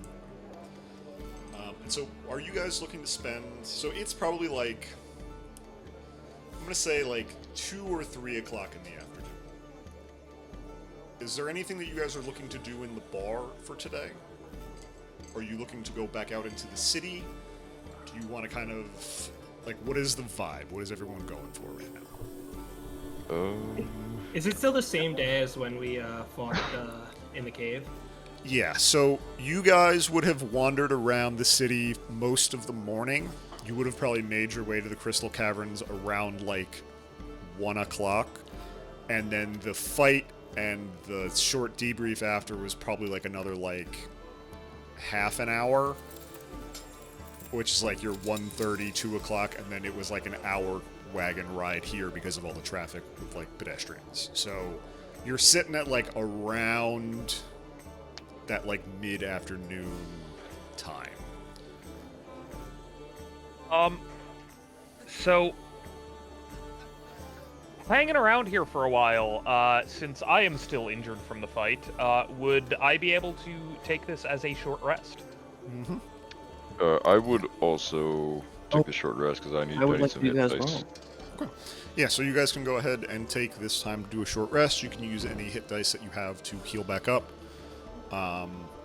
And How do I do this? So- At the top of your character sheet, hit your. There should be an option for short rest right above your XP bar. Yep. Am I blind? Character sheet. Oh, Your it's character the sheet. It's the like Auto fork and spend knife. HD. Ah. Yes, So we're hitting- auto spend HD. Okay. HD is hit dice. So check If you auto auto spend spend HD, I think it spends all of them until it brings you back up to max. Yes. I think that's how that works. So I'm gonna also do that. Um, Bingo. Also, when I clicked short rest, it didn't do it automatically, but I do get my Warlock Pact Magic spell slot back on that, so I did just mark Cool. that on my character sheet that I got That's that fine. back. Yeah, if the Make automation doesn't do sure- it, just track that stuff. I think Yeah. so long as you hit New Day as well, I think it also refreshes all your stuff. Like when you click that for. New day will. But you get that for short rest, reset too. your long rest stuff. Is that what that does? Yeah, I think New Day will reset any of like your long rest stuff, which like is fine. Like I don't really think Oswald gets a whole hell of a lot back on a long rest, but Not right now. Okay. yeah. So I think the New Day is when you're doing a long rest, you do that. Or if it's Okay. something weird where it's like a short rest goes into the next day technically, and then it. Yeah. All right, so you guys spend about another hour or so just kind of resting and chatting. Is there anything you guys want to cover in between the group, or are you just kind of like small conversations, compliments to the chef, watching Gunnar just be somewhat of a horrible bar owner?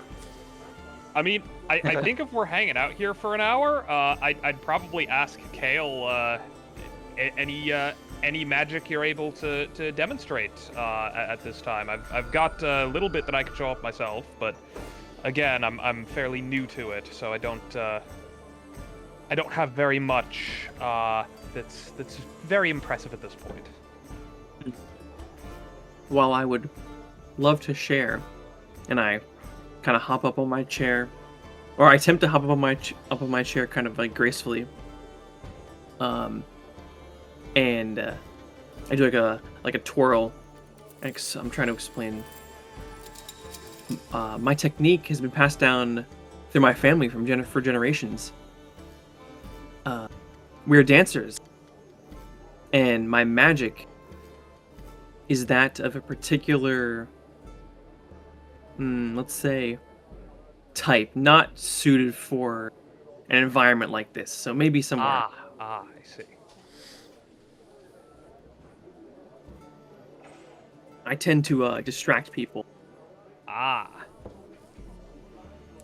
Yes, mine. Well, I've got some simple combat skills and some, well, general say multi-purpose spells, and I'll uncork my water skin and just use shape water to turn the water into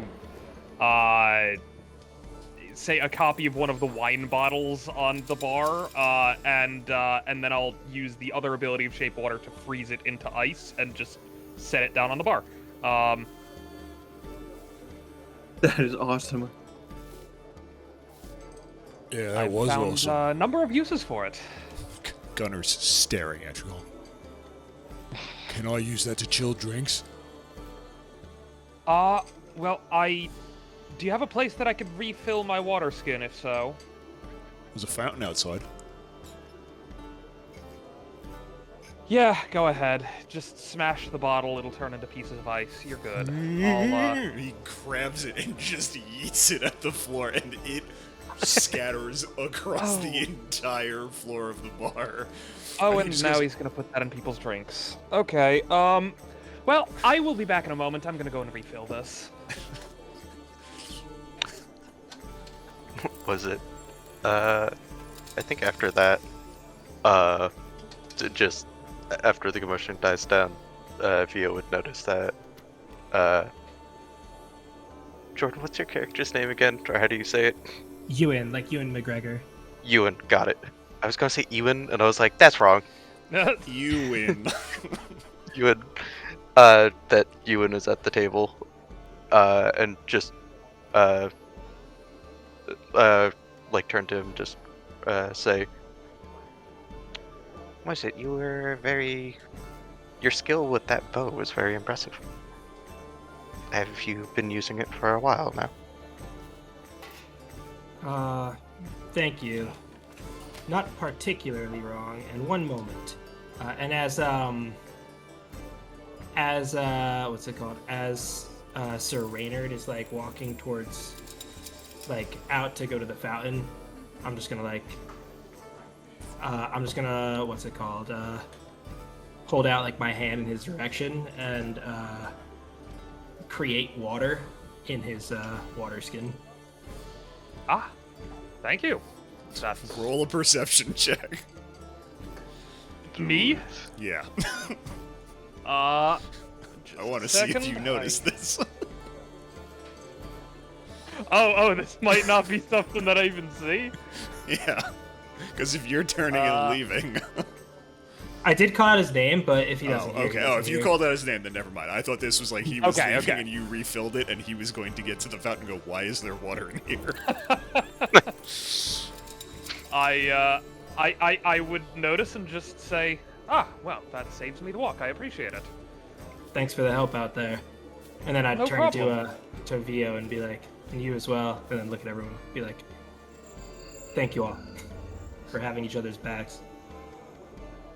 I'm actually not sure I've gotten some of your names. For anyone I didn't introduce myself to before, I'm Sir Reynard Frost. Was a guardsman up at Fort Algedar until a few months ago. It's nice to meet you all. You Likewise. as well. Yes. Same. And then, yeah, I guess introductions. Like, my name's Ewan. Just a farmer. It is nice to meet you, Ewan. I'm Vio.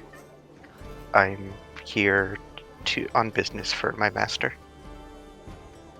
Oswald. Curious. Blade for hire. Hail Stormquill from the Fort Thundergale Mountain. I'm also on a mission for my master. Yeah, it's quite funny. Hearing you say that, Ewan squints. Like, Bro, super can you sus. not be racist? Like, I can't help it. I had a session 0. Are you are you trouble seeing something? Yuan? Was that your name? Ewan. squints harder. This is the best thing that ever could have happened. Yeah. Like Ewan looks like super like Perhaps you need a little spectacles. bit, little sussed out. Who did you say your master was, Kale? Oh, the Gramps. Aversus. As your lawyer, I advise you not to answer that question. I mean, out of character, like I don't think there's any name that would actually like tell me anything. No, there is not. Seems like you guys might already know each other, but hi, Potty. Nice to meet you guys. Yeah, I'm an alchemist and just, in the city here for some business. Alchemist. Oh. What Don't- kind of alchemist? Whatever kind you need. I don't suppose that business in the city is anything to do with some strange creatures that attacked a mine. I hear that there's going to be some people looking into that, and since that's what we've all gotten wrapped up in, I'm curious if they've got others involved in that investigation here at the same bar. It's not something I'm involved with. Shame. Would you like to be? Depends. What's in it for me? I like your attitude, Goblin Man. Oh, you two will get along. Not sure if that's a compliment. It is. I much you mean just no said, quick. offense. But I still. Potty. Mhm. Just to get an outsider's perspective on this. Mhm. Would you mind if you know, or if any of this seems familiar to you? and he'll just kind of describe some of the stuff he saw from the monsters near the mine, and just like what the monsters were like and stuff, and see if Potty has like any idea. I mean, so I wasn't actually here for the session. I didn't hear this. Oh, yeah. So, it's if I could fill in a little bit, or if I just want to, if Chris is still that integral for or something. Do we still have the tokens from last session? If you want to, could we like bring them into the scene to look at them? Yeah. I think it's unlikely that I'd know anything, but Yeah. Vio's just trying to, because Vio doesn't really know any of the creatures anyway, so or they're just like, well, time to gather information. yeah. So I'll put them Well, we up did on our top of the own. bar up here. We did our own perception checks last session. Is that correct? Got it. I think on like on the creatures. Yeah, think I have some of and those I things. think Vo did one like once you guys came out of the cave. I would say you probably don't have much knowledge of them, Potty. You would obviously know that the kobold was a kobold. You would have heard of a hook horror. Got it. But other than that, the rat doesn't seem any sort of familiar to you. The weird elf-looking creature does not seem familiar to you, and the massive stone-skinned maw does not sound familiar to you. Yeah. Out of character, I know what that is, but in character, That thing makes treasures. We don't talk about that. yeah, nah, none of that really rings a bell. Well, thank you for humoring me.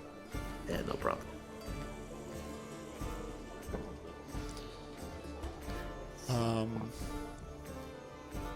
Okay. And so, while you guys are having this conversation, Gunner's just kind of looking at you. And he's like still doing this thing behind the bar, and he goes, he's cleaning a glass, and he comes over and he goes, so wait a minute. And he's pointing the glass at you guys, and he scratches the side of his head with the glass. He goes, so you're a cook, and you make ice. And he points at... No, he is not letting you interrupt. He looks over at you, and he goes, and you make water. He goes, So you guys are More like like mostly a functioning kitchen when you're walking. Like he's the sink, you're the stove. And he looks over at Vio. He goes, I imagine you've got like paddle hands, so you could probably flip a burger or something like that. He goes, he's a bartender, pointing at Party. And he goes, so you just making sure you don't want a job to be the cooks in this place. I do think that would be something to maybe revisit if we get stranded here longer than expected. Point of order, I am was a guardsman, not a cook. Just prepared some meals for some of my fellow knights. Yeah, I have eaten a lot of meat in my time. Me too. And so you guys have this conversation for over an hour. The bar starts to get busy again. The night kind of goes on. And is there anything else you guys want to do before the end of this night? I'm gonna, at some point during the night, I'd like to go upstairs to the room and journal. Yeah, we'll cover that once we go. Like, I'm just asking if there's anything between like the conversation you guys are having right now and then going up to your rooms for the night. I've got one other thing, but I am going to need a little bit of input from the DM on this. Yeah, go for it. So, out of character, I know that one of my goals here was to seek out a courier of some kind. What is all of the information that Reynard would currently have on that? Because I think I would ask the group here. I don't know how long you've all been in the city, but I'd be curious if anyone was familiar with this. Okay, let me just find... Alright. So, your captain told you that you were looking for an informant named Kem. K-E-M. an informant. Kem is a silver and white-haired tabaxi. And you weren't given a whole lot of information about them. You were kind of just given the name and that. While you were leaving Phandalin, one of the guards that was, like, listening to the conversation as you were, like, leaving the barracks said something along the lines of, like, oh, you can probably find her with a drink in her hand somewhere. But other than that, you weren't given any information. You were just told that she is in the city, with the addendum piece that she is probably somewhere where there is alcohol. In that case, I think I would ask my companions here, as well as probably, was it Gunnar? Yeah, what's up? I was just curious if you, or anybody else here, happen to be familiar with a tabaxi woman named Kem, kind of silver and white fur. She's someone I was hoping to meet while I was here in the city. I hear she frequents the bars around here, so figured while I'm here in one, it would probably be a good idea to start asking around. Never Gunnar heard of kind her. of looks at you and goes, Unfortunately, no. looks at the bar, he goes, anyone here know a Kem? And everyone looks at him going, Right, What? subtlety. and Gunnar goes, I don't think anyone knows a Kem. Worth a try. Yeah. Need to continue my search tomorrow, then. Would that name happen to ring a bell for me? Just kind of, spending a day here, kind of walking around, No. Yeah, no. Now, you wouldn't recognize the name, and you would not have seen any sort of tabaxis in the premises. Got it. Making sure that info at least. Yeah, no, I didn't see any tabaxis in town here. Well, probably need to check some other bars. I don't know. Maybe she frequents more upscale establishments. I'm not entirely sure. But Are you saying that affect my establishment isn't upscale? I am saying that each establishment fills a needed role in the city, and if every establishment was upscale, then there would be a great many people who wouldn't be able to have their ale. I think your establishment fits very well here and serves a very important purpose. I like your words, Magic Man. And then off from the side, you hear someone go, Gunnar, there's a rat in here. He goes, I'll fucking squish it. And some lowly adventurer is going to make 2 silver off of that. Does I'm the lowly Serena's does Serena's owl react at all to the rat? Valor would definitely poke her head up a little bit at the mention of a rat, but wouldn't go for it, I don't think. Like, I there'd be think a if little she bit of a head notices turn. it, I would just kind of give her a nod and be like, you can if you want. Darts over. Like, faster than anything you could have ever seen. Just in between the legs of people, darts under the table, and just, like, starts going to town on this rat. And then one of the patron at that table goes, "I got it, we got it." Gunnar goes, "Great." Man, the people running this bar are really gonna fucking miss us when we leave. I do my best to make myself invaluable. We'll be back. How Unless are you if we're guys here long enough, splitting? we'll be working. Go ahead, Vio.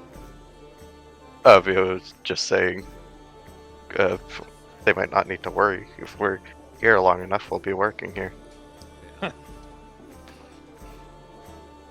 Well, I've got one of the keys if anybody wants to. Well, I actually don't know how many beds there are in the room. Let's say, assuming there are beds, if anybody wants to claim a bed in that room. And I have the other copy. And so you guys can walk up. You guys walk upstairs. Potty, you have your room. You know where you are staying. If you wish to move, you can. But you would still have your own thing. Floor. You guys can go up to the second floor. There's 2 doors open. They're opposite from each other. There are 3... We'll call them beds. There is straw sticking out from whatever sack is holding the, quote, mattress together. But they are beds. The sheets don't, like... People were sleeping in these, like, several hours beforehand. They have not been changed. So... I've got prestidigitation. I can just Seeing just that clean that up a little bit. I'm just gonna fairy magic Dubs. all this back. Yeah. I've slept on work. Ewan is gonna wait and see which room Kale goes into to try and go into the other room. How do I unselect Valor? Shift Uh-oh. click. Yeah, and Valor like hops over, ecstatic. Just mouse bits all over her beak. Where's Valor? Valor's moving her off still the map. locked on. Valor's still locked on to you. So when you walked forward, it just Yeah, I can't unselect her. You have to shift click Valor. Shift click. Okay, that Valor's worked. on a I shift clicked rampage. Reynard Bro, and it dude, didn't zoom in. undo it. Okay. All right, so what is the Potty? Are you staying in your own room, or are you bunking with? yeah, I'm just gonna stay back. Okay. Room 1. Who is taking room 1? I'll take room 1, and I will generously, as I enter the room and remove my armor, I have taken up about 50% of the room. Okay. Was it? I think Vio would go in with Oswald's room, just the closest room. Okay. Yeah, Um, I'd like to go with Reynard to play with Valor. Yeah. I'm gonna go into the room that doesn't have 2 birds. Okay. Bad And Sorry, there's no choice. room in here. Ewan. All right, so we have Oswald, Vio, and Ewan in room 1, and Reynard, Kale in room 2, and Potty has his own room at the end of the hallway. Okay. So you guys will. Oswald, you wanted to journal, correct? Prior to the end of your evening. Most of my, just kind of going forward as we go to long rests, most of my nightly rituals, would be to, clean my armor, sharpen my sword, and journal. Like, where applicable, if we're in, like, a tavern, that's probably what I'm doing for the inn for the night. Okay. So you move the middle bed towards the other end of the room. You take your armor off, you spread it out evenly, neatly, as you have done for many, many years. You sharpen your blades, leaning against your bed, you journal, you do your thing. Vio and Ewan, is there anything you guys are doing prior to going to sleep for the night? Or powering down the corner, whatever you do, Vio. Yeah, I think Vio would take off his robe and it would be the first look, a better look at the actual mechanical parts of Vio. Do you want to describe what it looks like? Yeah, so it's kind of a silver gnomish figure with a that looks a bit damaged but recently repaired in some bits. Some marks and scuffs on just the metal plating on the outside, but with a generally kind of light smile on its face, with kind of faint blue glowing eyes. And Vio is just, and I think Vio's 3, maybe 2 feet, between 2 and 3 feet tall. Okay. Are you that small? Was it no short? Like a Pokemon. Was that said in character? Well, this little guy. Right to his face. Are you actually this? I do, as Vio removes his robe, I do eye his body. What kind of metal is that?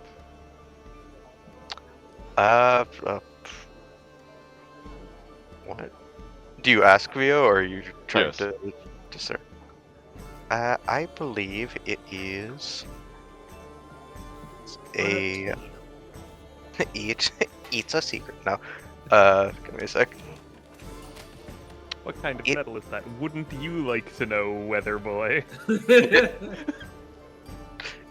What is it? I believe this is, or this would be silver. How much do you weigh? You need to answer these questions. Oh no. Vio would kind of. Okay, Vio's 3.5 feet tall, not 2 to 3. My bad. Okay. You told him. Yeah. that. Okay, yeah. I was like, I was like, wait, no, I'm getting it wrong. There's like another shorter leg race. Are you small, class? Yeah, Vio's small. Is your character small? How tall is Potty? 3 feet. Okay. It's a tiny party. Bro, we got some shorties on the party. Yep. Speak for yourselves, short people. Listen, Reynard is he is a human and is a perfectly respectable 5'8". I know Ewan's over 6 feet tall. I don't remember the exact height right now. I'm trying to see. If I think character sheet, Oswald's but- like 6'5". Jesus. Caleb's What 5 Vio feet. He's a was very looking large very- individual. Should have the answer somewhere. I'm 6'4". I think. Chris, do you happen to know how tall I am? I don't remember where I Did put you- your questions. It should be filled. If you did the character sheet, I think it's filled out on the character sheet under your biography. I think. Yeah, that's where I got mine. I just don't know if you would have filled it out. Oh yeah, no, I didn't fill out a biography. I don't know if you answered the questions that I sent, Jordan, because I know you and I just built a lot of the stuff together, and I think those questions, one of them was how tall it is, how tall your character is, so. Okay. I'll have to look at. I know it's over 6 feet. I know Yeah, it's not that's- 6'5" though. It's, we got a tiny party. It's a lot of kneecap height characters and a lot of, A like... perfectly respectable 5'8". Yeah. Party name. The Perfect ankle Short bite. king. So we got short king, kings. bro. I might have. I don't know. We'll say 6'2" for now. We'll retcon it if it turns out to be a different height. Alright, so is there Short anything kings else free. anyone is doing for the evening, outside of journaling and relaxing a little bit? Nope.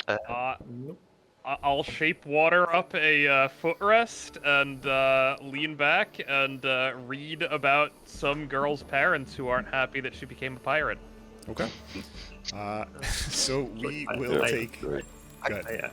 I am over the long rest going to make an alchemy drug with my whatever that ability is for art.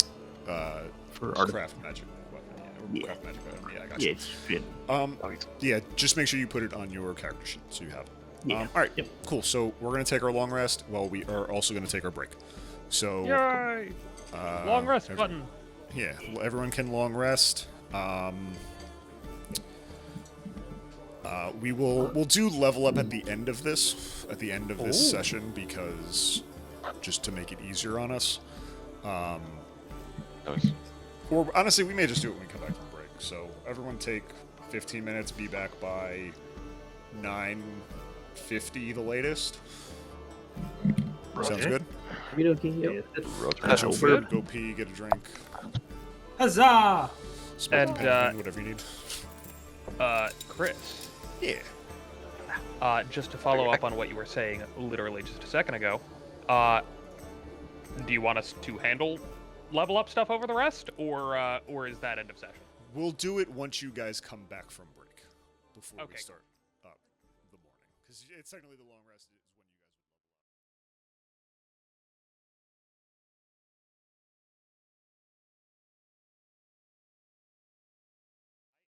I just get a couple of spells and I become better at investigation.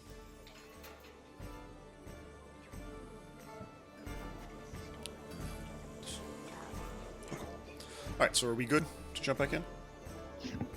Yeah. All right. Yeah. Cool. So, you guys fall asleep. And everyone's kind of like in their rooms or doing their own thing. The inn kind of begins to quiet down as the night goes. You all kind of lull to sleep to like the white noise of the bar.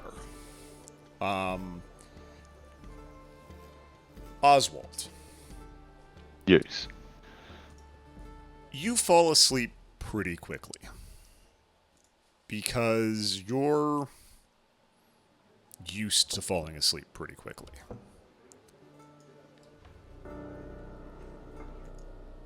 But you have a weird dream. You feel like you haven't been asleep that long.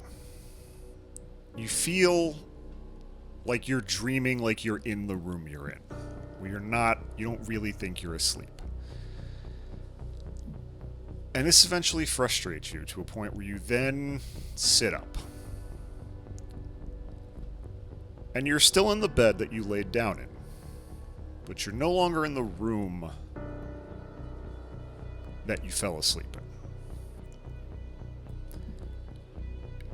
You find yourself on the red dirt ground that is very familiar to you. The sky is mostly black. And there's a slight breeze that's just kind of whipping across this empty, vast landscape that you're standing on. Looking forward, you don't see much. There's no mountains, there's no point of reference, it is just flat land going off into the distance until it turns into nothing. You turn around. The bed you stood up from is gone. And in that direction, also nothing.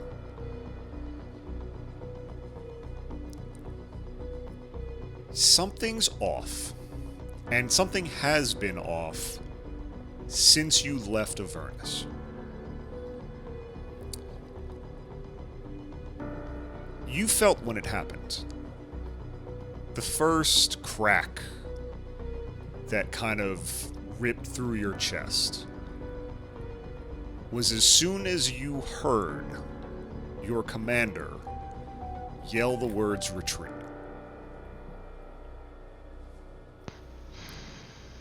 It's not something that you do. It's not something you're ever trained to do. It felt wrong. Part of it might have been the reason why you didn't sleep much in a couple of days that you were walking through the forest. But that crack grew larger as your sword sank into the chest of the Lord Commander of your garrison. That spiderweb grew and grew, splintering further and further. And as you lay down and drifted off to sleep, that spiderweb crack shattered. That's what woke you up. And as you turn around one more time, trying to figure out where you are, there is a hulking, black armored knight standing 9 feet tall directly behind you. A massive claymore held in one arm against his shoulder. There's no eyes that you can see through the helmet, but there's this black smoke just wisping off of it. And what do you feel in this moment? I instinctually reach for my blade. It's not there. In fact, you don't have armor on. You're in a plain tunic, some drawstring pants, some very basic leather shoes.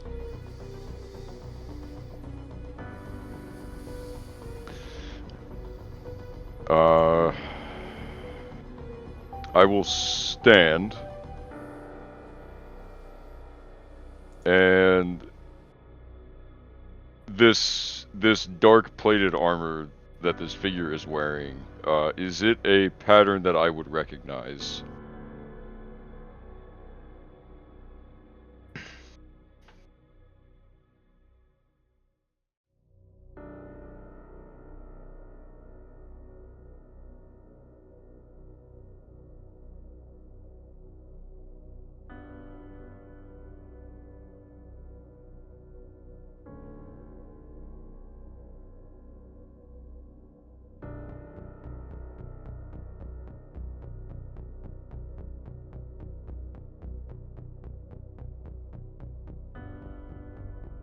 Does the figure make any movement?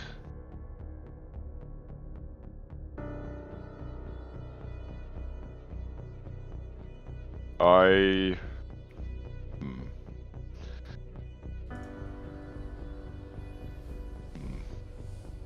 he's just staring at you. Helmet's closed, you can't see through it. There's just wisps coming from where the visor would be.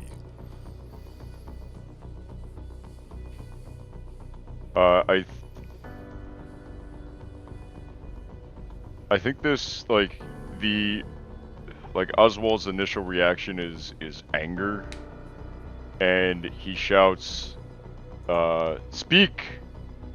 Who is this beast that stands before me?" Silence. Speak!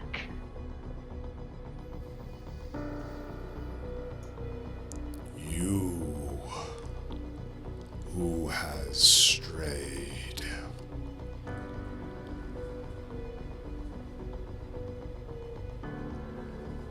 I did what had to be done.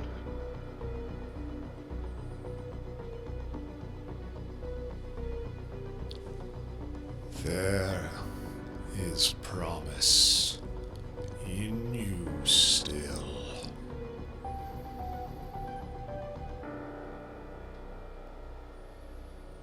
Speak plainly, apparition.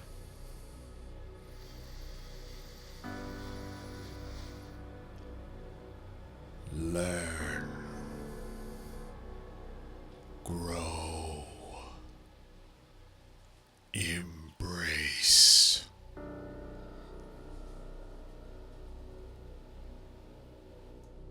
It just goes quiet.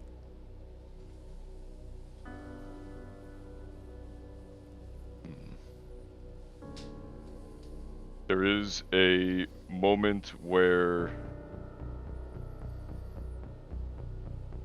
the anger that Oswald feels almost... Actually, hold on.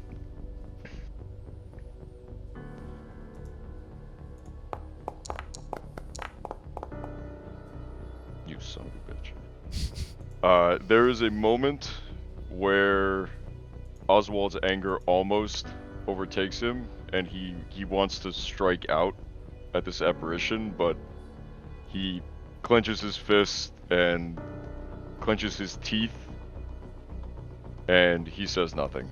He stands there. And this heavily armored knight slowly, one step forward, second step forward, closing in on you,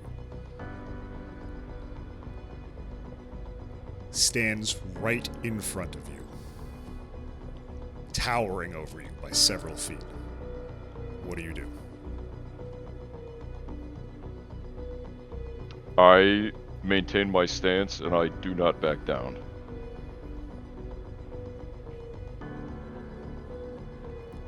Now, as he approaches you, he isn't looking down, he's looking past you. And so you're standing there stalwart. And after a moment, he looks down at you.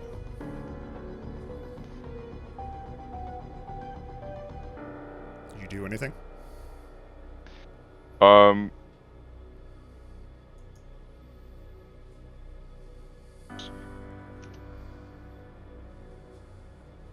that's not what I wanted.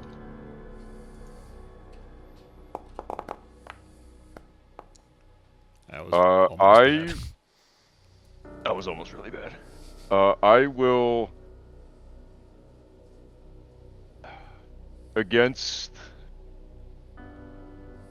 Oswald's combat experience. I take a quick glance behind me.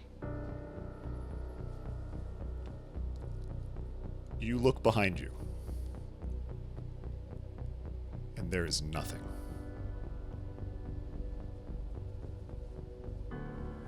It's the same empty dirt plain that you've been standing on, leading off to the horizon and into the black of the void.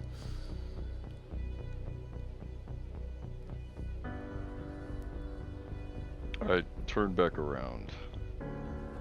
Nothing. Same dirt pathway. The same void. But you see the bed.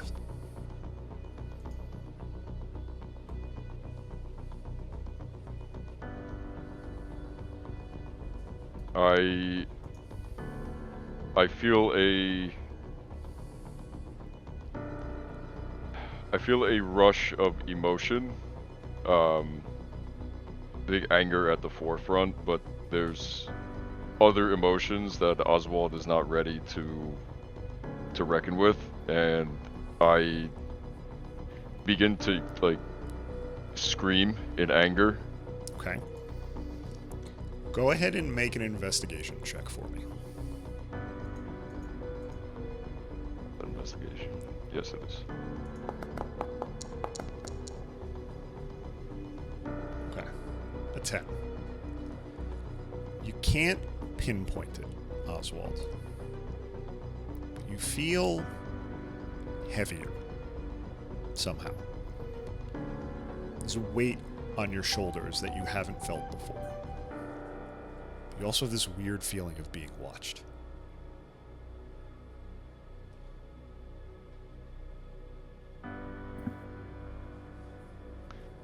I think that honestly just makes Oswald more angry that he can't like head whipping around trying to see trying to touch his shoulders and trying to see if there's something on him, and he's becoming more and more frustrated. Yep. There's nothing there. There's no one around. It's just the plain dirt floor. The bed is off to your right. Nothing.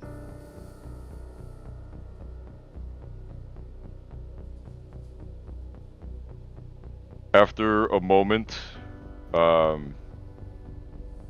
there's a lot of rage and a lot of anger built up in him, and he just doesn't know what to do with it, so he just falls to his knees. Okay. Fall to your knees. Kneeling there. Nothing. Frustration building, flowing out of you. Screams, pounding the ground, throwing dust around. Nothing. You're alone on this barren plain. Nothing but the bed.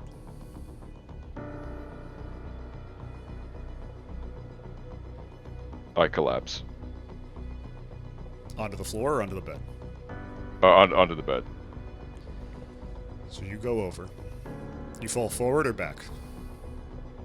Forward. So your face is in the pillow? Yes. Okay. So you fall forward, Oswald.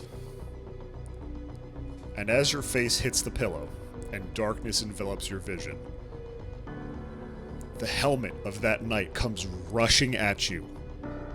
And as it hits your nose, you wake up, sweating, in the in-room. I am swinging, bro. I'm out of this bed. I am fucking swinging. Okay, go ahead. Are you just using your fists? I'm using my. I don't have my armor or my sword or anything, so I'm just I wake up half asleep. I'm just fucking swinging. Okay, so you wake up, gasping, and just punch in the air. About to cleave Vio in half. Was it? Vio doesn't sleep. Vio's just two blue eyes staring at Oswald right now. Jesus. There is a moment where you see Oswald wake up and he's kind of like swinging and like slamming the wall, and his head turns to you and he sees your eyes in the darkness, and does V wait, out of character, does Vio have night vision? No. Dark vision?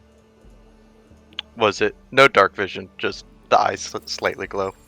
Okay, Not enough to then, like illuminate, just more to be like, if you see like focus, you would see it.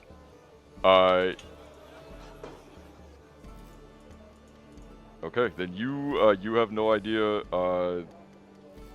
that Oswald is staring at you very intently.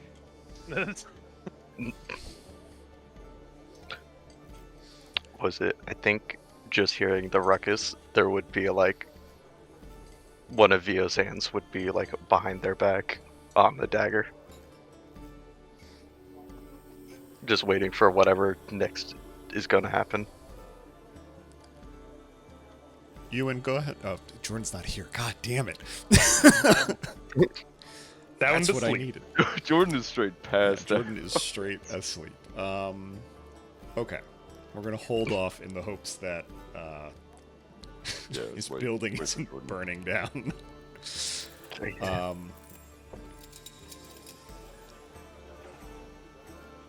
We're going to go to the end of the hallway. Potty. You're sitting in your little closet room.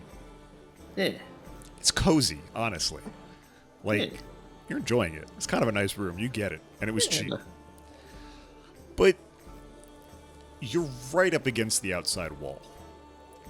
And you can hear a lot of the street noise. So it kind of keeps you up a little bit. So you just kind of take a beat. Head outside and head back downstairs. And the bar is pretty empty. It's pretty early in the morning, like 3:30 or 4 o'clock in the morning. And the candles on the wall are just kind of flickering. And so you just kind of take a beat and you kind of sit down. Go ahead and roll a perception check for me. Alright. Perception. Haba. Oh. Oh, so close. Wait. You get shot in the back of the head. Executed on the spot. Ooh, too low. So you're just kind of sitting there, and something's off. Like you're not as tired as you thought you were.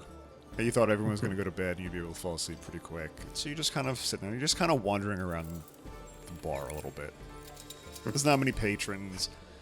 The woman who served you for your first night here is working the bar, but everyone else is either passed out or drunk and not really talking much. Gotcha. You wander around for about a half an hour, and eventually your attention is caught by some of the bookshelves. And honestly, it's probably going to be this one over here next to the bar. And again, it's all the same kind of books. The Great Big B. What's in a Name? A Short History of the Fae. And then you find one that's on, like, potion making. Like, oddly out of place. Huh. Like, a lot of the books here are kind of worn in or dusty from not being touched. But you find something about potion making. And about alchemy in general. And so you take that back up, and you go back up to your room, turn your little light on, and you spend a little while reading that. And you get this weird understanding of alchemical potion making. And, like, there's little, like, notes in the sideline. Like, the margins of the pages that are like, oh, do this and this. Mix these two together. This is the ratio for this kind of potion. And it's like, it kind of clicks. And there's little like explanations, and words are scratched out, and other stuff is written in its place. Like, this was someone's like personal book that they edited to make it a little bit more useful. Interesting. And so you keep that, and it gives you a little bit more understanding about potion making and poisons and a lot of the stuff that your master taught you about. But it's a little bit more direct towards where you are right now in your journey. I'll do Jordan later. So we Yeah, you wake will. up. Man, I'm gonna do him so hard. He's typing. Let's see what he says.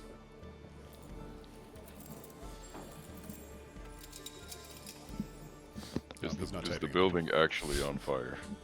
He was typing. He's not typing. The building got him. We Yeah. might have to go get him. Yep. It's Minnesota. All it does is snow. How is there fire? I know. True.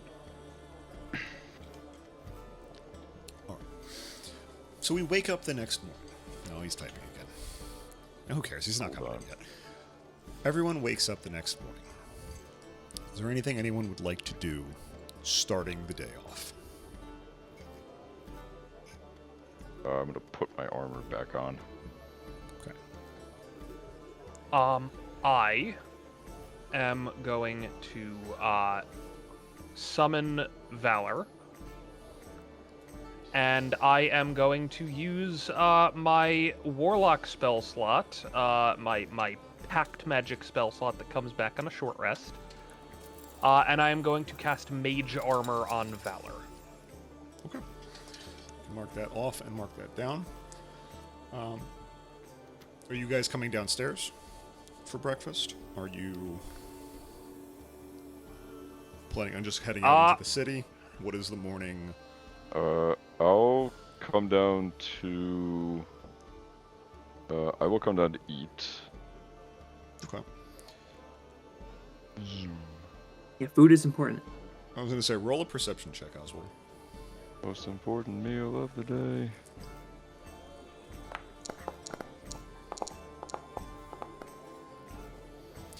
Okay.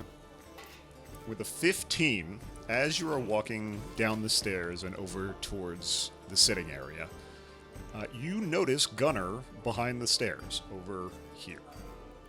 And in that brief moment, you see a very large stack of crates that are back there, with all of the same type of root vegetables that were taken out yesterday. You do see on the box, it is labeled in very poor handwriting, shit from the back. Well, at least he's honest.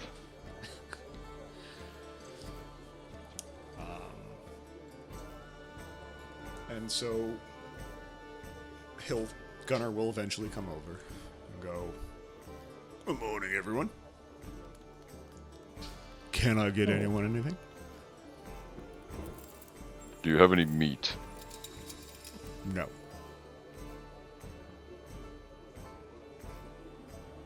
There's probably meat outside once the festival starts going. Vendors should be open about an hour. I think resting for another hour or so and then going out to get some food sounds good to me. Oh, that's fun. Agreed. So what are you guys up to today? Well, I think it will depend a bit on whether the city guard has any use for us in their current investigation. If so, then probably getting involved in that. Otherwise, the person I mentioned last night, I will be scouring the city to see if I can find her. Oh, people search. I like it. What about you, tall, dark, and broody? What do you got? Do we want to do today?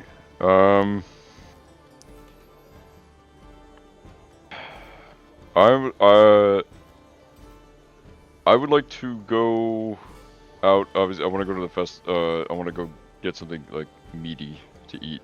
Okay. And then I would. Did what's his name? The dwarf captain. Ariset. Did they say when they were going to come back, or if they were coming back? No. So they said that they would be there to speak with you within a couple of days, but they're also still dealing with the festival. So this is the morning of day 3. It's the final day of the Cinder Shard Festival. I believe he did say that there would be guards somewhere around the inn in case you needed anything. But you haven't seen anyone in the inn, like in the little like drinking area. Okay. This is the final day of the festival. Yes, this is the last day of the festival. Okay. I think I'll spend the day like at the festival then. Have you tried Mountain Gopher? I highly Did I beg recommend your it. pardon? Mountain Gopher. Big fucking... He's like... Gunner puts his arm to what he goes, big fucking things. They barbecue it. start. So good. That sounds delicious. Very well. A good start. They spice it. Goes great with our beer. Oh, you guys aren't fun. But yeah, they're great. There's also just one woman who sells lemon cookies that are just... Oh, they're the best. So, now what about you, little man? What you got? Sorry, I apologize. That applies to a lot of you. Mechanical little man. What shit? I am off to do some errands at the Cobblebleak Library. Oh, you're heading upstairs. Nice. Yeah, Be fun. fine. Not a big book guy. Highly recommend this one, and I just place the book that I borrowed on the bar. I don't know what half those words mean. Do you want me to read this? Oh no, I just if that is a skill that you're interested in picking up, once you maybe do at some point, this was surprisingly good. It is well worn for a reason. All right. I might take you up on that. And he grabs it. And he opens it and he goes... My... I'll do this later. Probably Just- a good call. Puts it down underneath. He goes, okay. He goes, what about you? Feathers? Sorry, I couldn't. I wasn't fast enough. What you got? I'm mostly just here for the vibes. I'm gonna enjoy the festival today. I think I'm not really in a rush to get my business done. Nice. Mr. Goblin Man, what do you got? Anything fun? I was looking to head up to the Cobblebleaks as well. Oh, a popular place, I guess. You guys gonna stay around for the fireworks at least? It's the best part of the festival. I Be in the believe area. we don't have a choice. Yeah, it Oh. sounds amazing. Yeah, that's right. You guys can't leave. Well, if I can give you any recommendation, I'm not allowed up there, but I highly recommend watching them from the Cobblebleaks because,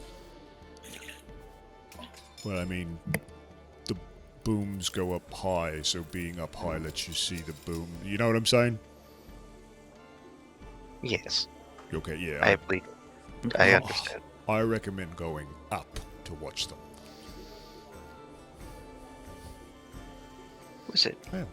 Well, we'll be there, or we'll be there already, so I'll make sure I'm there for the fireworks. That sounds wonderful. Well, I mean, if I don't remember which way the lift is to the Cobblebleaks. I think it's off to the right when you leave the building.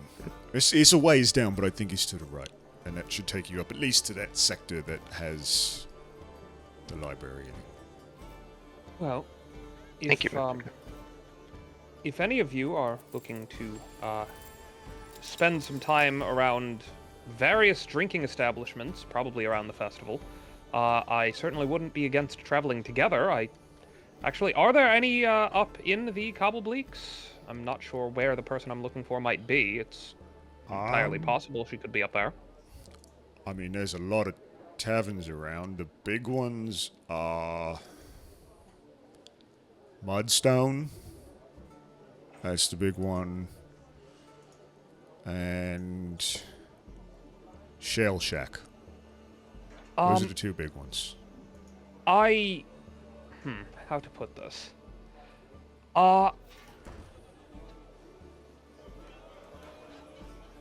You personally, what would you say are your least favorite taverns in town? You know, presumably ones that are maybe a bit, a bit quiet. You know, maybe a bit more suited to subtle work. That this place. Are you looking is for the not hoity-toity ones with the clean rugs? If there are some of those, perhaps. Yeah, there's some of those. The person I'm looking for is somebody who engages, I gather, in some subtle work. So, All you right. understand, I am looking for the kind of place where that sort of person might be. Alright, well, there's two other large taverns, you know, that can compete with me in the Diamond Shine District. So, you got the Loaded Shaft Lounge, which is over there. He just like haphazardly waves, doesn't want anything to do with it. He goes, and they don't let me in there. I don't know why. I'm a great personality. I'm back. And then they have Cask and Citrine. Welcome back. Cask and Citrine, which is closer, but it's the other way. And that's an interesting one, to say the least. Naveen runs Cask and Citrine. She's a strange one. Well, I will have to check them out. I appreciate the recommendations.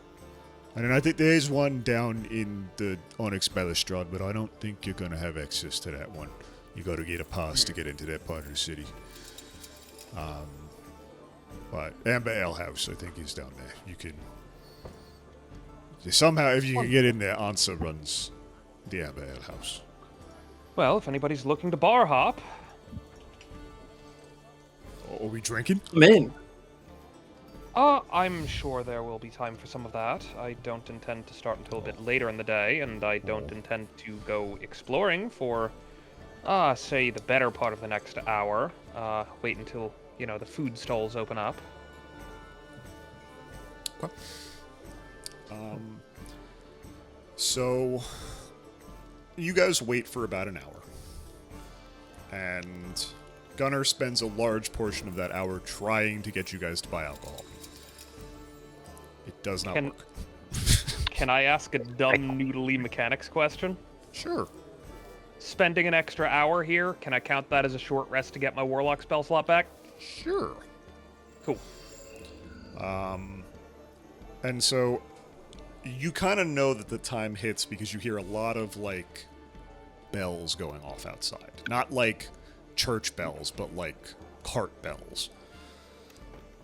It kind of goes, if you guys want food, that means that a lot of the shops are open. You can scoot on out of the bar stools and go spend money somewhere else so I can start earning Lovely. money. I appreciate that. You have a wonderful day. Wonderful. I will see you guys tonight, yes, for dinner. Presumably. Well, Wonderful. for the evening, I don't know about for dinner, but for the evening. Okay. Alright, well, have a good one. We'll see you later. Goodbye, Gunner. So long. Goodbye, little mechanical man. Goodbye, feathers. Mr. Potty, would you like company up to the Cobblestone Library? Yeah, if you want to tag along. Cobblepleek's library. Sorry. I was like, Fun. that. You got the reference of why it was named that. Yeah. Are you guys going as a party, or are you splitting up in little groups? I'm going to the festival. Okay. Is anyone else just going to the festival? I mean, no idea. I'm kind of going around the festival, but I am going there, like, to wander around while I am going from bar to bar looking for this informant. Okay.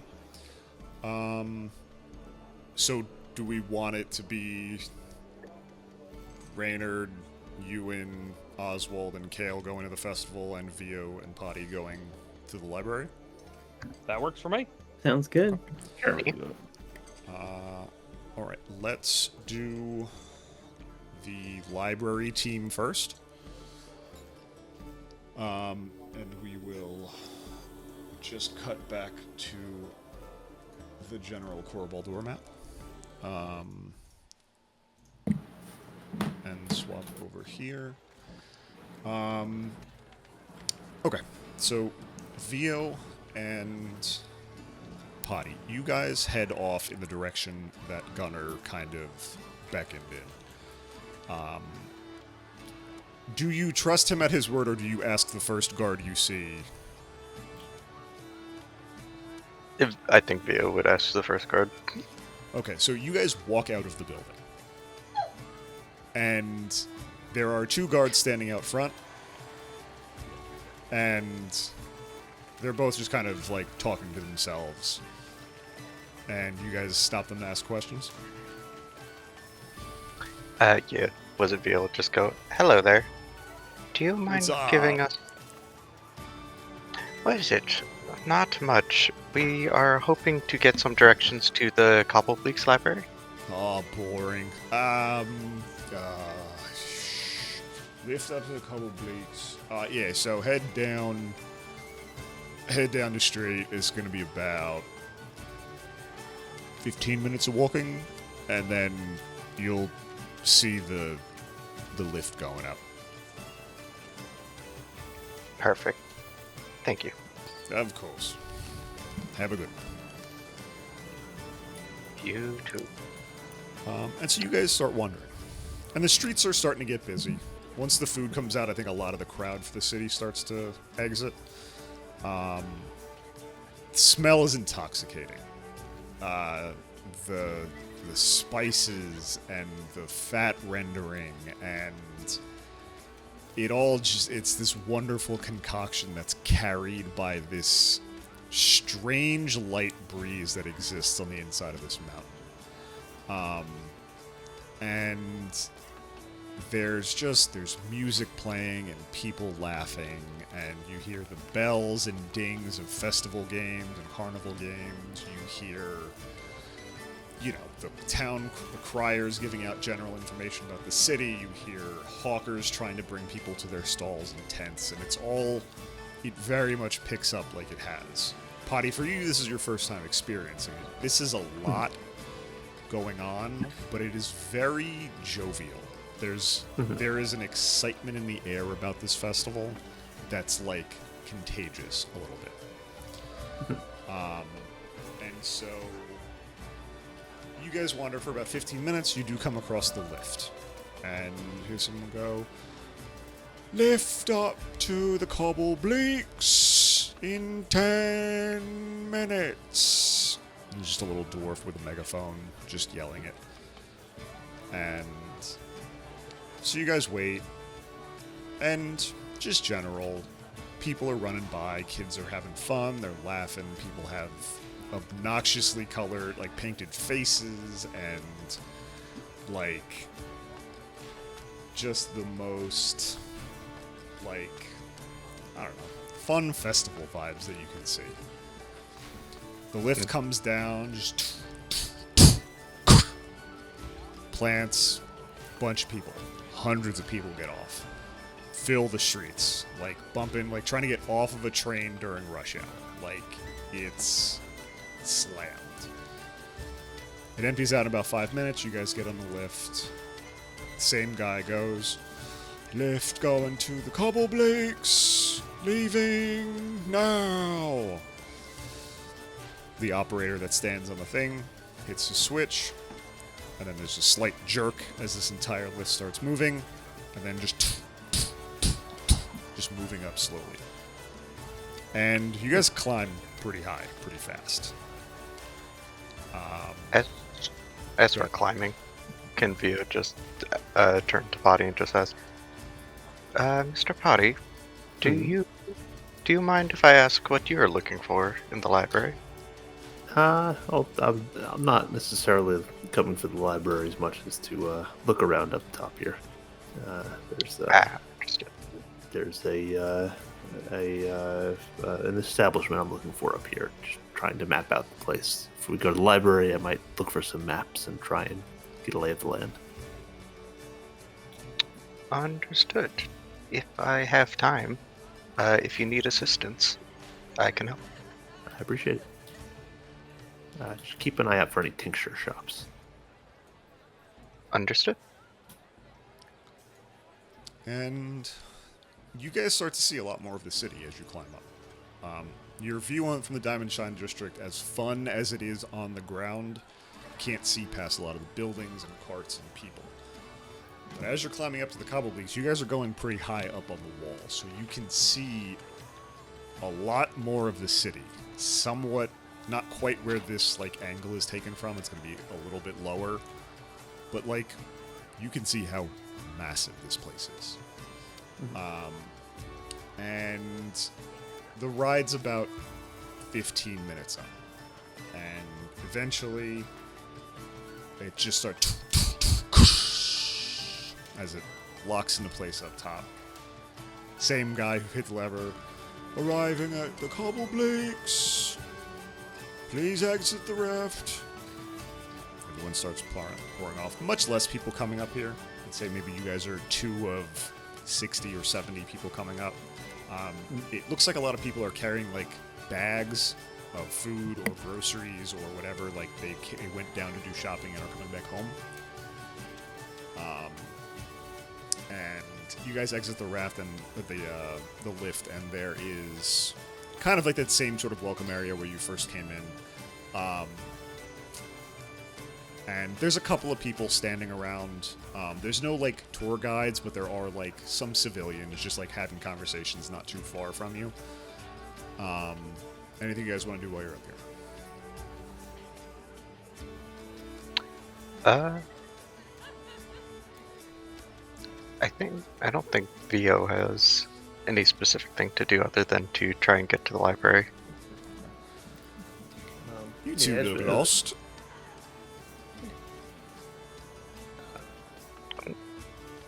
Any idea where the library is? Library. Yeah. And he puts his arm around you, and it's a dwarf, so it's not a crazy height difference. And he points not far off. It's a large stone building that's actually built out of the side of the mountain, and it has these heavy chains holding on the roof of it up above, into the wall above it, and then these semicircular support pillars holding the bottom of it. And he goes, "You see that building that is hanging for dear life on the side of it? Thank you. That would be the Cobble Bleak Library. And he goes, if you go 2 blocks that way, you'll see a very large curved staircase that follows the curve of the inside of the mountain up there. And it's about a 5-minute walk from the top." Yeah. And, any potion shops around here? Potion shops. Most of the potion shops are going to be down where you just came from. There's a couple of home remedy places around, but I think they're kind of on the far side of where we are right now. I don't really go over there a whole lot, but why is that? Say it again. Why is that? I don't really leave home that much. I don't travel around a lot. Understood. No, not necessarily a reason. This is the So, and he kind of leans you over towards the edge. He goes, so the entrance to Khor Baldur is right down there. And you look down and you can see the platform where you guys all came in. He goes, so where we are in the Kobolds was kind of built first, and this district is mainly civilian housing. Like 80% of the city lives up here. Stuff did eventually open up here, shops and whatnot, but it kind of opened up as it filled up, if that makes sense. So more shops will be on the newer built side. Got it. So, yeah, you'll probably find a lot more of those, like, home remedy places on the other side. There should be maps up in the library if you're going there. The historians there can help you. If you're looking for, like, somewhere specific. Got it. Thank you. And so he wanders off. You guys follow the directions. You make your way up the stairs. And this is, like, the most dangerous staircase you've ever walked up. Like, there's a railing, but, like, you don't really trust it that much. Was it the staircases held up by chains, or is the The library building is held with chains into the wall. Oh, okay, got it. Yeah. No, the staircase is, like, hewn out of the mountain. So it's not like it's gonna crumble. But it's like an knee-high railing on the other side. So really, actually, for you guys, it's perfect height railing. For everyone else, it is a horrifying experience. And so you guys make it up. And so you find a, like, very smooth stone building as you approach the library. It stands out from the surrounding buildings. It's not as rough-hewn as the rest of it. Someone took a lot of time and effort into carving this place. It has two very large stone doors that are already cracked open. You do see some foot traffic coming in and out as you get closer. And you do, once you approach the building, see the Khor Baldur Kobolds library carved in above the door.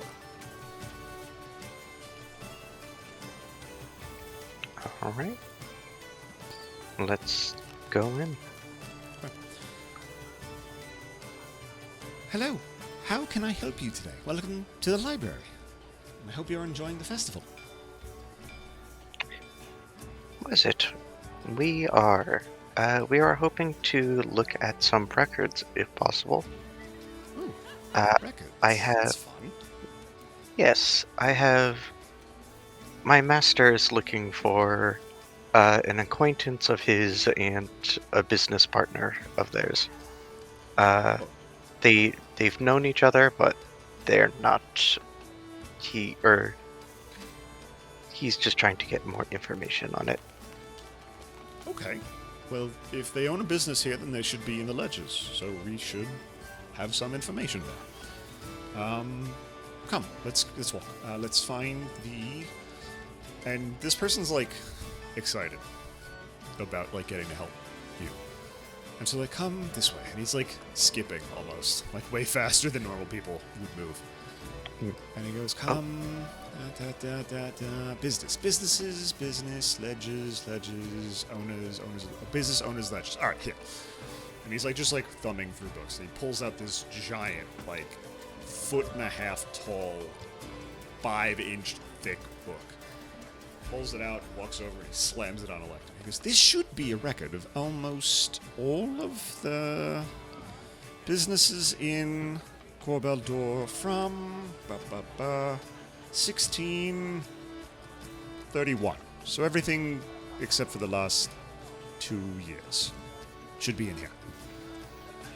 Perfect. Thank you. Of course. Is there anything else I can help you with?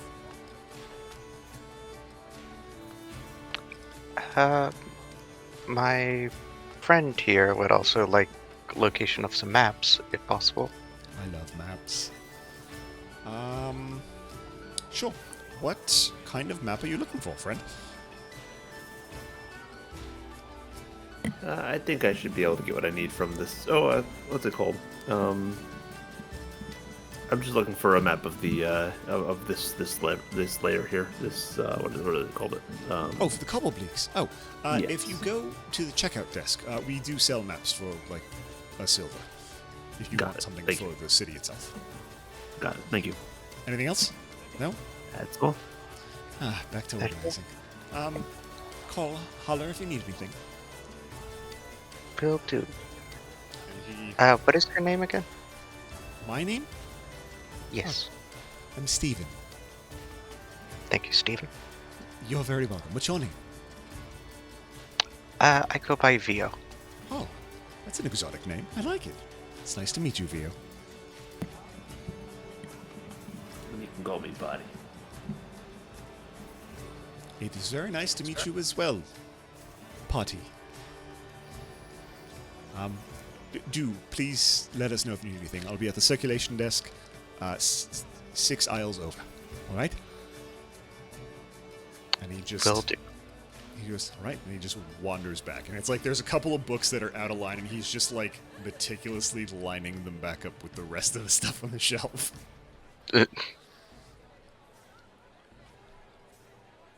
All right. So you guys have the business book ledger for the city. What are you looking for in here? Was it Vio is trying to find any kind of records that could suggest whoever Finzip's friend was in the city? So, like, if there was, what is it, like, shipments from a certain place to either, like, Crater's Edge, or maybe, like, if they have, like, business information on, like, that, or, like, to, like, other places Finzip was at. Like, just trying to figure out, like, who from, like, here, if, like, narrow down his search. Okay. What information do you have looking for the individual? Like, what do you have knowledge of? Not much. I think Vio just knows that Finzip had a friend here. Okay. So, go ahead and roll an investigation check for me. Okay.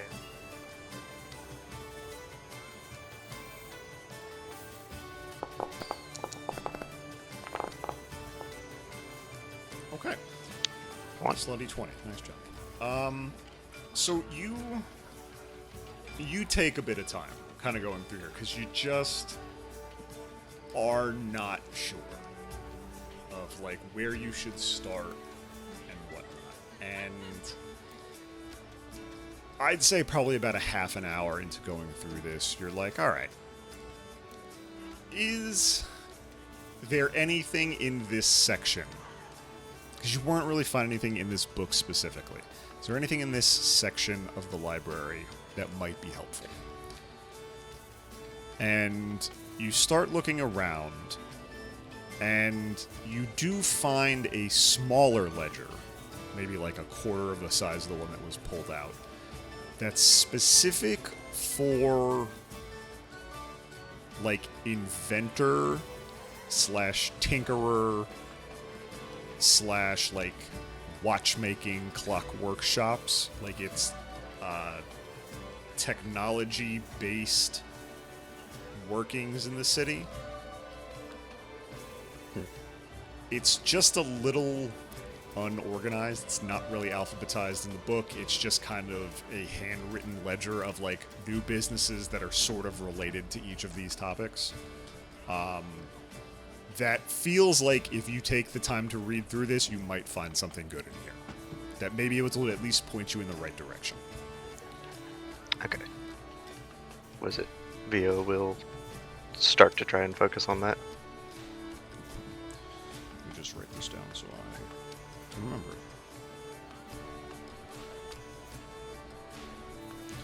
it. Okay. Potty, what are you looking for with these? I would also be looking, I think, in this section as well, like the business ledgers here, just to see if I can find anything, by the name of underground tinctures.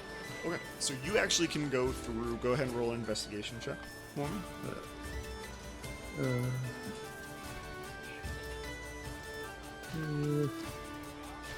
Bah. Please. Okay, 24.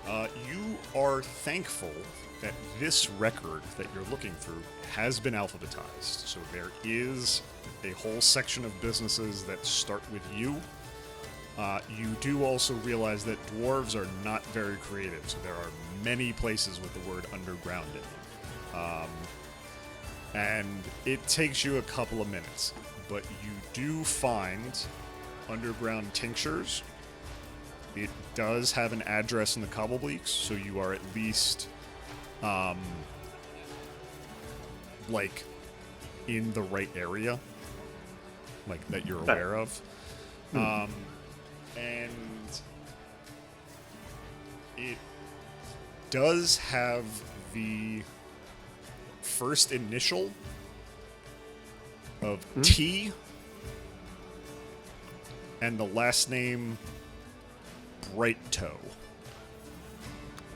T Bright Toe. Okay. Yeah. T Bright Toe. Double T's. And so you have the address, you have the name of the shop. You very easily have that information. Is there anything else you guys are looking for while you're up here? Vio, you will know that you probably can take that book out because Stephen did mention the circulation desk. Okay. In that case, yeah, Vio will borrow the book to study over it later.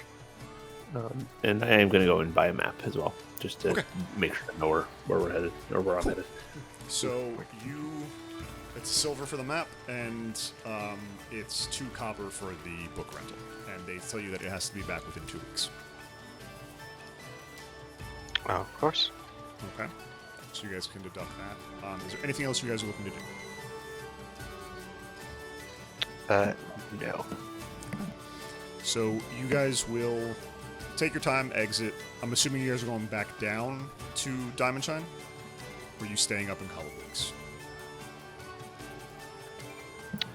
Yeah, this depends on how long it takes. Are we intending to meet up with everyone for like the fireworks and stuff like that, or what's the plan there? You think? You guys would have discussed it in the bar, so you can talk about it now if that wasn't fully decided on.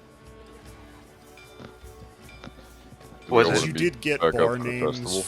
from Gunner Hmm. for Cobblebleak, so you could say that you're going to meet somewhere up there.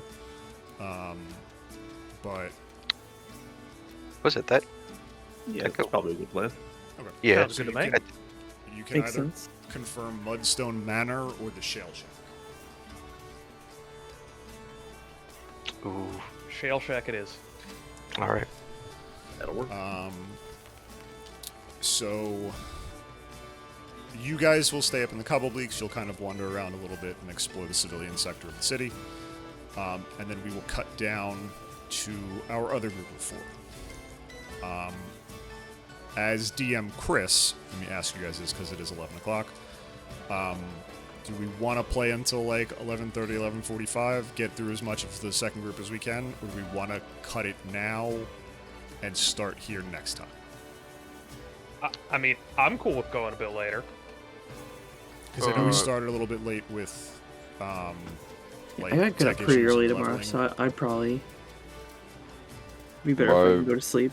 Yeah, my vote is for that because I gotta get up for work tomorrow. Okay, so we'll call it here for the night. We'll start up with the second set of individuals with the second half of a pseudo party at this point, going and doing the other half of what we have going on in the city. Okay? Excellent. Wonderful. That's Sounds good. Nice job, everybody. Yeah, it's a little bit shorter. I think we spent a lot of time with the level ups and like starting, but